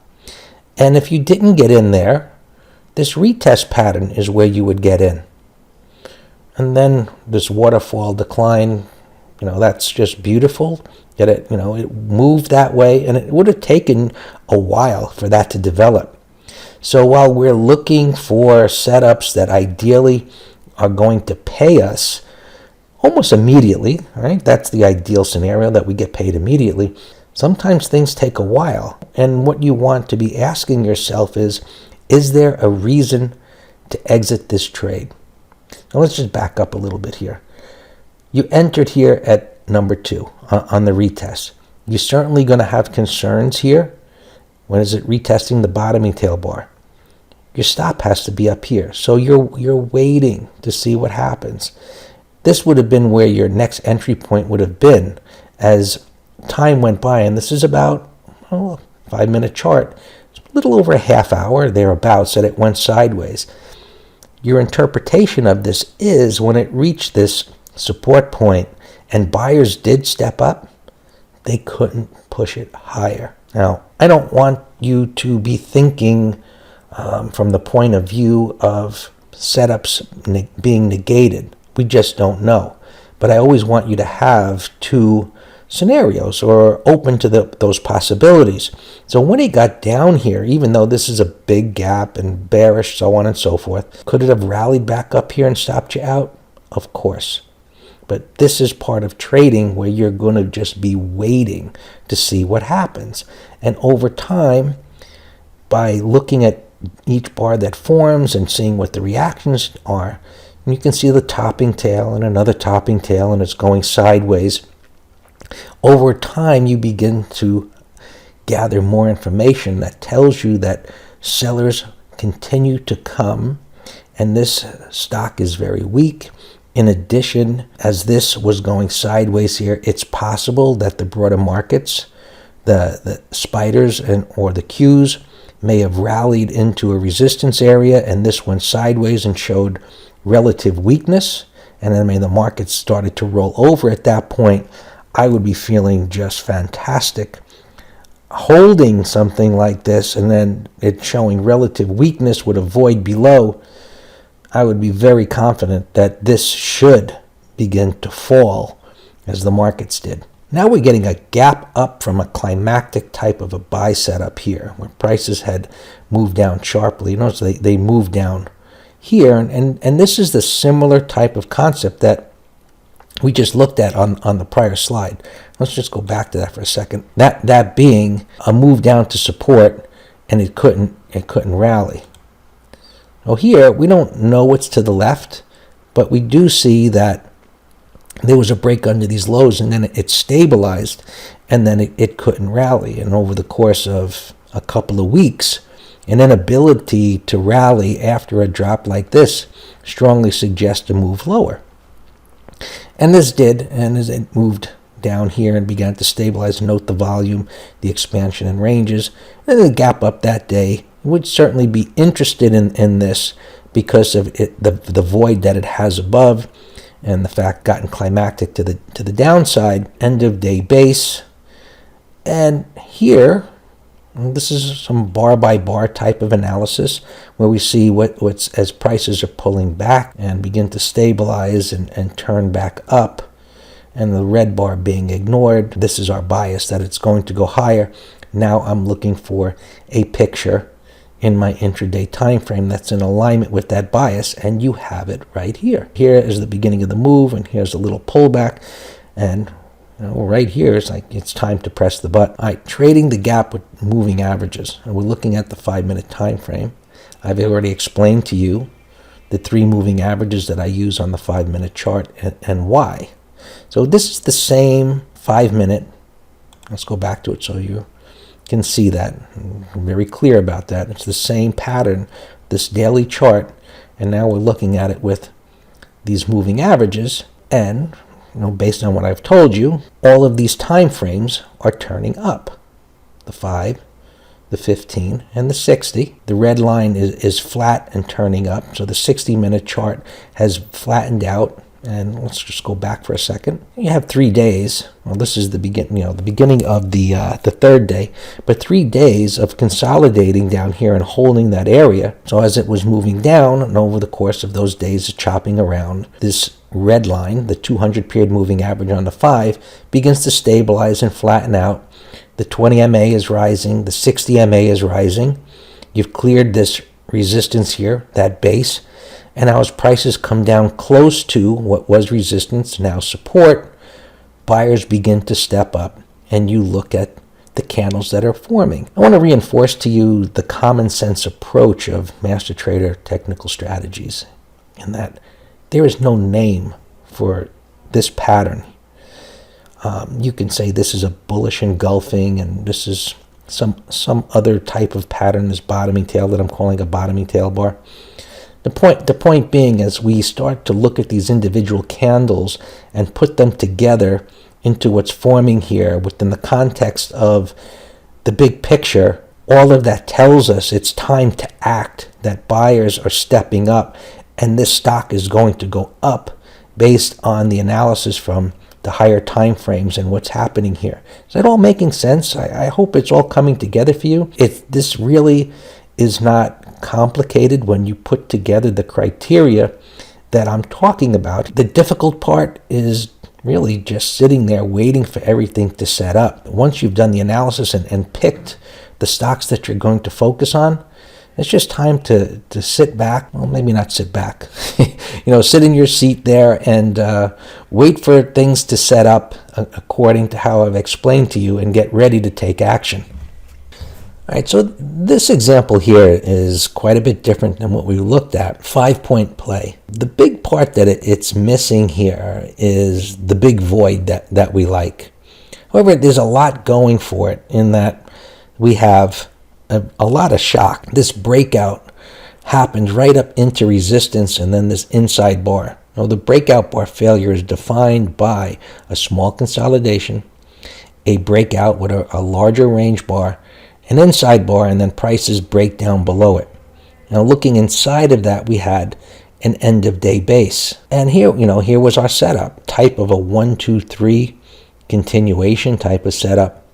And here's another example of an inability to move up after a relatively quick drop. We're looking at a 2-minute chart. Couldn't move up from there, which tells us that sellers continue to come in.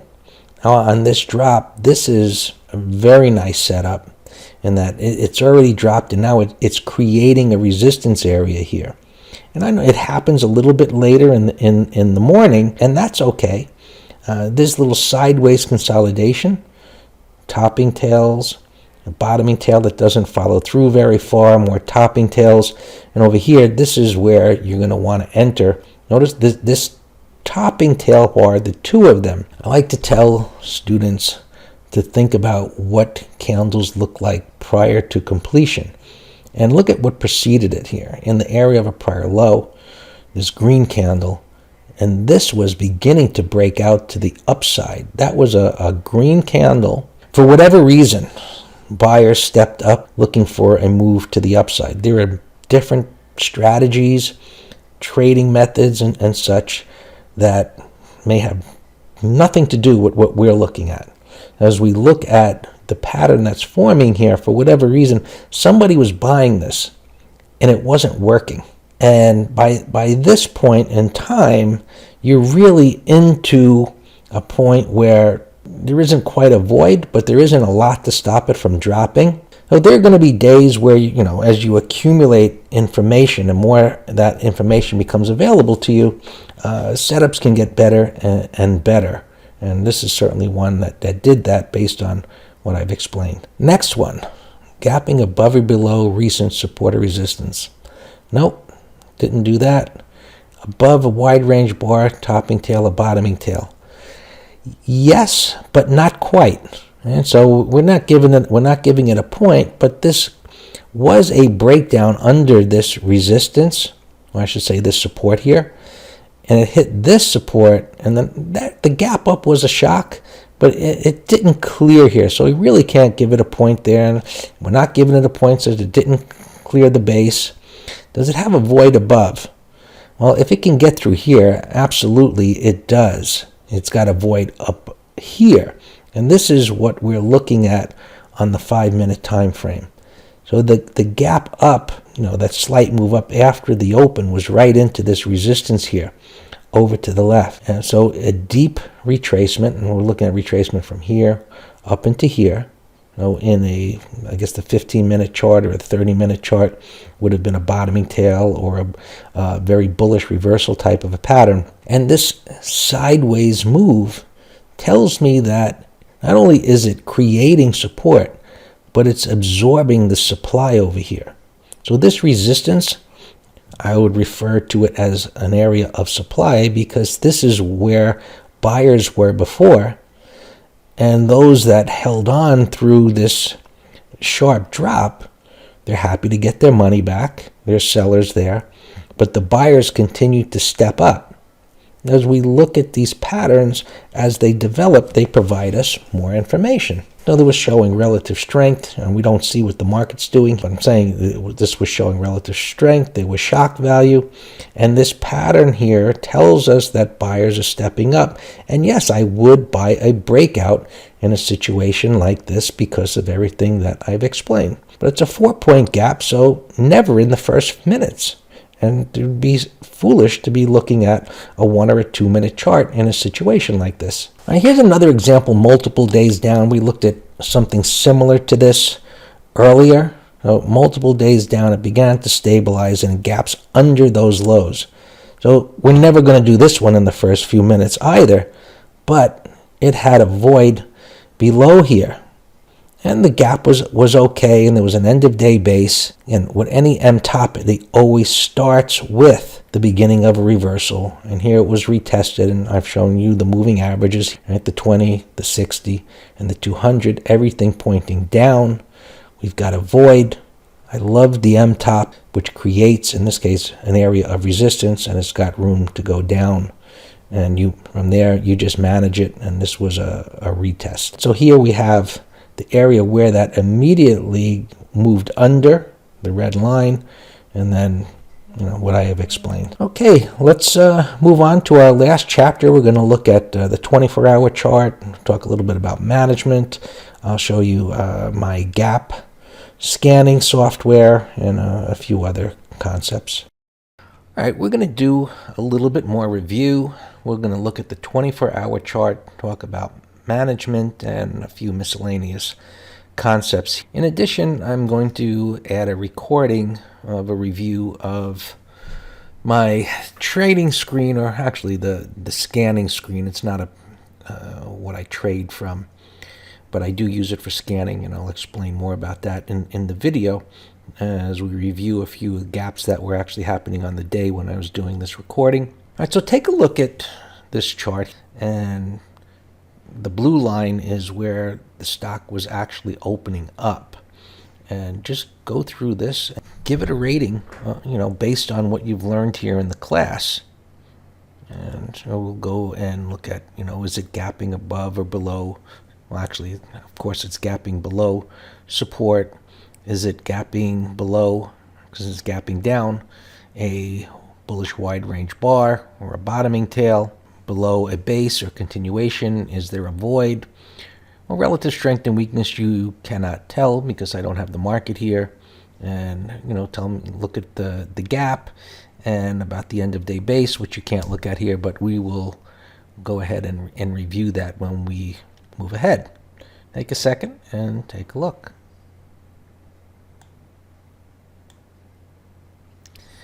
Okay, so definitely gapping below support. It did here. It gapped below a bullish wide range bar. So there was lots of shock right there because of the size of that reversal. It was gapping below the continuation and this pivot low right there. It definitely had a void. Again, we don't know about relative strength and weakness. Is the size of the gap ideal? I would say yes, because it just clears this swing low here, and it's not an excessive gap. And did it come from an end of day base? And you can see here on the 5-minute chart that absolutely it did. Everything is in alignment as far as our moving averages are concerned. The first 5-minute bar was a topping tail bar, so we do have a 6-point play, so we can go ahead and enter that under the low. If we were using the 2-minute chart, which here I'm saying is okay, what you would have here is a reversal at the top of the topping tail bar and then a move down, because this went up and it came back down again, and that's covered in our retracement concepts. Now, as far as management on the way down, there was no reason to ever get out of this play because it never took out a prior bar's high. So when we manage, we can go bar by bar and trail prior bars high, and we're certainly not going to do that initially. So starting out after this bar down, we could then move the stop up above the topping tail bar. You can just manage to see what it does, and if it was to form a pivot, if it was to have then moved up and then rolled back down again, we would then trail below the high of that swing high there. Now that didn't happen, it just kept moving down, and I've got 10 o'clock marked here because that's a reversal time that you want to pay attention to. As the momentum stalled here, 10 o'clock, certainly would make sense to cover part of the position, and if we assume that prices broke lower at this point, we would then have a swing high to put a stop up above there.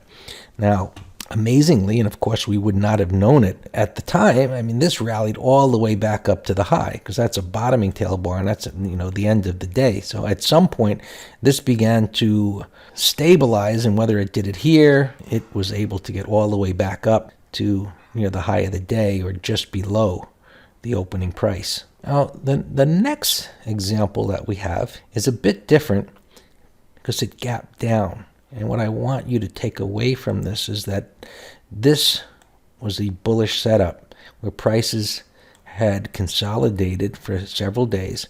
It moved up the prior day, closing near the high.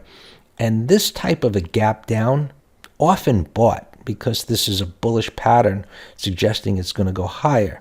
Now, the intraday pattern wasn't in alignment to be buying it at that time. And as I covered with you, is that when the intraday pattern is not in alignment with our bias, and in this case, because it wasn't a sizable gap down, and I would expect this to continue to move higher, I wait for the intraday time frame to come into alignment with my bias from the higher time frame. And this is exactly what it did, and where it pulled back and formed a buy setup right there. Note the bottoming tail bar.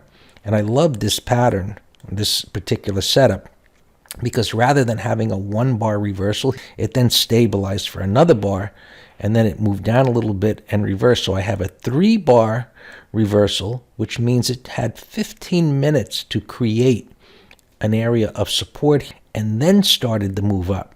Now this right here, you don't have any swing lows. However, look at this topping tail bar. So prices were higher and it went down and reversed back up again. This 2-bar reversal, and ideally this would be a red bar and a green bar, but the topping tail bar certainly works.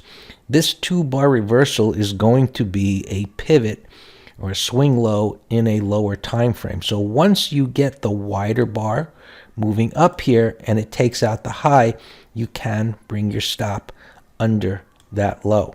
And over here we did have a pullback and a swing low, and prices then made a new high on the day and they pulled back under the swing low, so we are out based on taking out this major support area. Well, let's take a look at the 24-hour chart. This isn't something that you would always use because many stocks just don't have the volume. It says adequate volume to really make them useful. Nothing much is going on there to make any sense out of the chart, but at times they do, and we take a look at that, and we would look for a pattern that sets up at the open in alignment with that pre-market chart. So that's going to be our biases created from our criteria that we've covered, and then we see what happens or lines up in the intraday time frame. So here's a chart of IBM, which gapped up on this particular day 6.6%. Now, you'd say, well, is that excessive? Most of the time, these gaps go in the direction of the gap the majority of the time. And this had been moving down, so there was a bit of a shock here from the point of view of, if we think about it in a higher time frame and retracements, this came all the way back down. So in a higher time frame, that is a red bar. Primarily, we are looking for the wider red bar on the daily time frame. But I'm just pointing out this retracement here, 100% retracement back down and gapping up above it is a shock. Now, this is what was happening pre-market. This grayish area is prior to the open, and the white area is at the open, and you can see it's in an uptrend. And there was plenty of volume because we have complete candles here, and we can distinguish a pattern. So at the open, prices moved up, and they pulled in and created this support, and it did come down to minor support, and began this rounding bottom here, and note the bottoming tail bar. So based on that, definitely would be a buyable event. And yeah, you do have this void below, but when we look at the 24-hour chart, we see the uptrend and everything I said. It gives us an entry point based on bar by bar analysis and what happened there. Here's the software that I use. It's called TC2000. It's relatively inexpensive to see what's happening intraday. And for these scans to work, you do have to be a platinum subscriber. It is great software for end-of-day scans as well. Platinum subscription, I think, is $99. I don't know for sure. But in any event, this updates at the open instantly, and we get percentage gaps, and I'm looking for primarily what the biggest gaps are, and I go through these. This is linked to the charts, and I could see the percentage gap. Is it below its open and below yesterday's close? Is it gapping below the prior close and below the prior low, and so on? And look for these to line up, and then, of course, on the bullish side, looking for these to line up, and then the pattern. So on this particular day, Michael Kors was gapping up. This is the opening price, and we had this reversal, and it moved up, and it actually held up all day long and moved sideways, which was quite bullish. And on the 24-hour chart, this was pre-market, where it came down into the end-of-day base from the prior day and turned up from there. So here's another stock, another one that was CRC that was gapping up on this day. It had a consolidation. It didn't have a red day the prior day, but the size of the gap and clearing this resistance was ideal. It just gapped above the prior high, so it wasn't excessive in any way whatsoever. It had an end-of-day base, and then it began to consolidate there and going sideways. The bottoming tail was a signal, and the entry point could have been taken. At that point, you need to put your stop under here and then wait to see how this develops. I'll say what happens. And this was a secondary entry point right, very bullish, where it moved up and then consolidated sideways and then took off from there. Now, everything coming into alignment. Bullish pattern. I point out the downside move that didn't follow through, and the retracement back up into the 200 MA. I don't know what's to the left here, 'cause obviously I can't see it. And this consolidation, and then just a beautiful gap up just above those highs, and you can see it here on the 15-minute chart. Just everything coming together. Great setup. Well, this gap trading, it's day trading. It's a short-term event, and typically you're going to know that you're profitable within 15 minutes, 30 minutes. You may even be out of the trade from your entry point. It says, these pro gaps, as we looked at many of these, they can have longer term implications, and what they suggest, keep that in mind when you see these gaps. It's a great idea at the end of the day to go and review the stocks that are in your gap scan and see how they ended up at the end of the day. So after that period of time, they're going to have moved in your direction, or they'll stop you out, and you're going to know what to do. I've explained bar by bar analysis to you. We've talked relative strength and weakness. We looked at intraday patterns. I've talked about candlesticks. I've given you everything to be able to determine high probability trading opportunities, what you've taken in this course. So we're always looking at the size of the gap. The shock is going to be a big factor. Definitely avoid, and you're going to wait for that intraday pattern to form. That's going to be in alignment with your bias. And if it doesn't, you're not going to do anything. It's just what a professional trader does. And as a gap trader, you're going to find opportunities almost every day, especially during the time of earnings season where there's lots of gaps.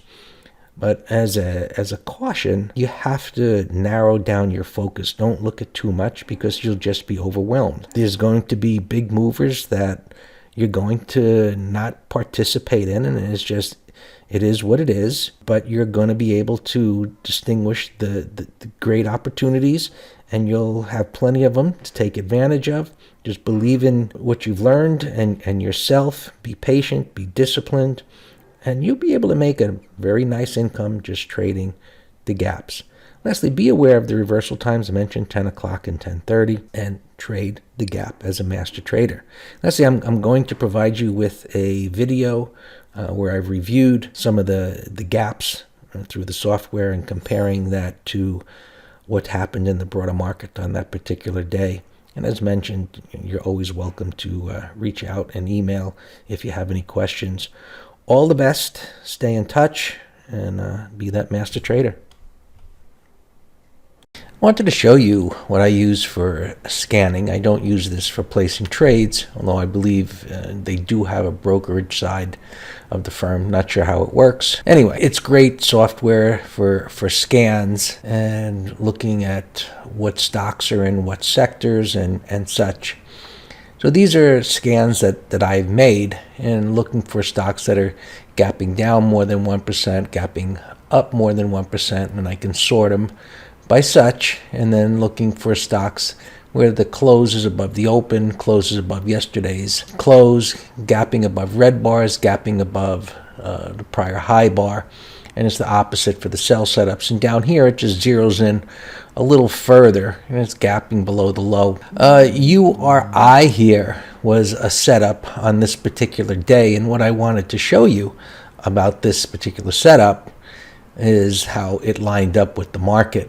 I've already explained the use of the moving averages on the 5-minute chart. The fact that they lined up isn't really something of all that much significance. I wouldn't look at it from the point of view of it being resistance. But as this came up here, of course, what you want to look at is to see if it's into an area of price resistance. And there really isn't anything here because of the way it dropped. That being said, if you look at the timing of the turn is what's significant, in that on this particular day, the NASDAQ 100, the ETF, the Qs had gapped down. They were weak earlier in the morning, and then they were retesting the prior high, this M top, and at the same time, URI was coming up into this area of these clustered moving averages, and it had gapped down on this day under this green bar. Here is the hourly chart, and there wasn't a big void. What I want you to take away is the fact that it was a nice setup as far, as the intraday and the gap under this area, which this consolidation here, it certainly looked like it was going to go higher. The main point is the fact that the Qs here were forming an M top, and the timing of the reversal here was perfect as it was aligned with the market. On this setup, it was a nice move up. It was showing relative strength. You can see the gap above this consolidation, which was bullish. And this, I can't expand this on, well, maybe I can. When I have to push this here, make it a little clearer to see the setup here, which was right here as it consolidated. Let's look at where the market was. It was beginning to turn up at that point. I don't know what was to the left. However, the market was turning up, and NTAP was showing relative strength. Here's where it opened up. This line shows the opening price on that day, and then it moved up from here. It was a little bit of a choppy move, but the market was in question at that time. And look at where it topped out. You can see the lines right there. When that M top set up, that's where N top stalled and started to retrace back down again. So some days just the weakness in the market will drag down even what is showing relative strength out of a bullish pattern like this. Now that isn't going to negate what's happened here from a longer term point of view. This is still very bullish, and a consolidation gapping out of an area of resistance. And so we then would look at, I'd want to look at the higher time frame and see if there's any resistance there. And this has got room to go higher. Now, gaps are going to be a starting point, obviously, for our gap trades, but we can find opportunities from a longer term perspective from these gaps as well. In this example, we don't really have a shock. However, the gap down was clearing this support area, this retest of this support right here. And that was bearish, and it had a void. This is the same day that we're looking at. And a little later in the morning, this stock was setting up with an M top, with the market setting up with an M top as well. And let's look at the spiders here to see what they were looking at. This was making a higher high. And you can see I drew this out. I was actually doing a live trading class with students of the options class at that time. And the gap down that morning, which was bearish, it was amazing that the markets actually recovered like they had, but they are in an uptrend and have been in a bullish trend there, and buyers eventually stepped up at an area of support, which was right down here. But what we were looking at and what I explained at that time was the fact that a higher high, a higher low, and a higher high right into this area is exactly where it should turn back down, after rallying from the gap down right into this resistance, and it played out perfectly at that point. I certainly didn't expect it to rally this far, but the entry point right here was perfect, and Alcoa retesting the prior swing high at that time was a perfect entry point for a short. So there's a few examples as to what happened on this day, and here are as I said, the scans that I look for each day, and starting out with percentage gaps, and I usually look at what's gapping the biggest.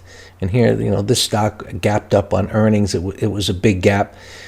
They're starting points. And the thinking most of the time by many is that gaps are to be faded.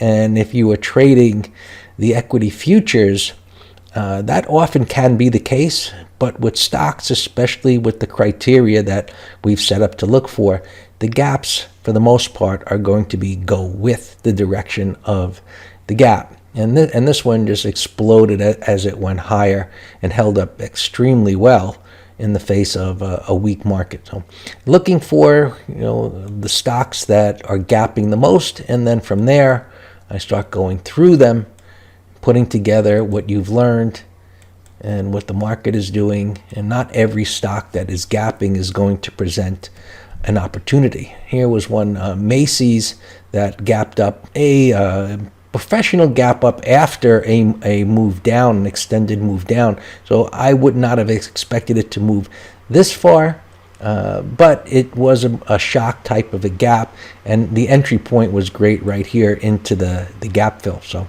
in the future, I will do more of these and be sending them to you as a student to reinforce what you've learned. I hope this is helpful to see this. I'll be sending more. Any questions, you're always welcome to email me, of course, and please provide feedback on the course and how you're doing with what you've learned in the future.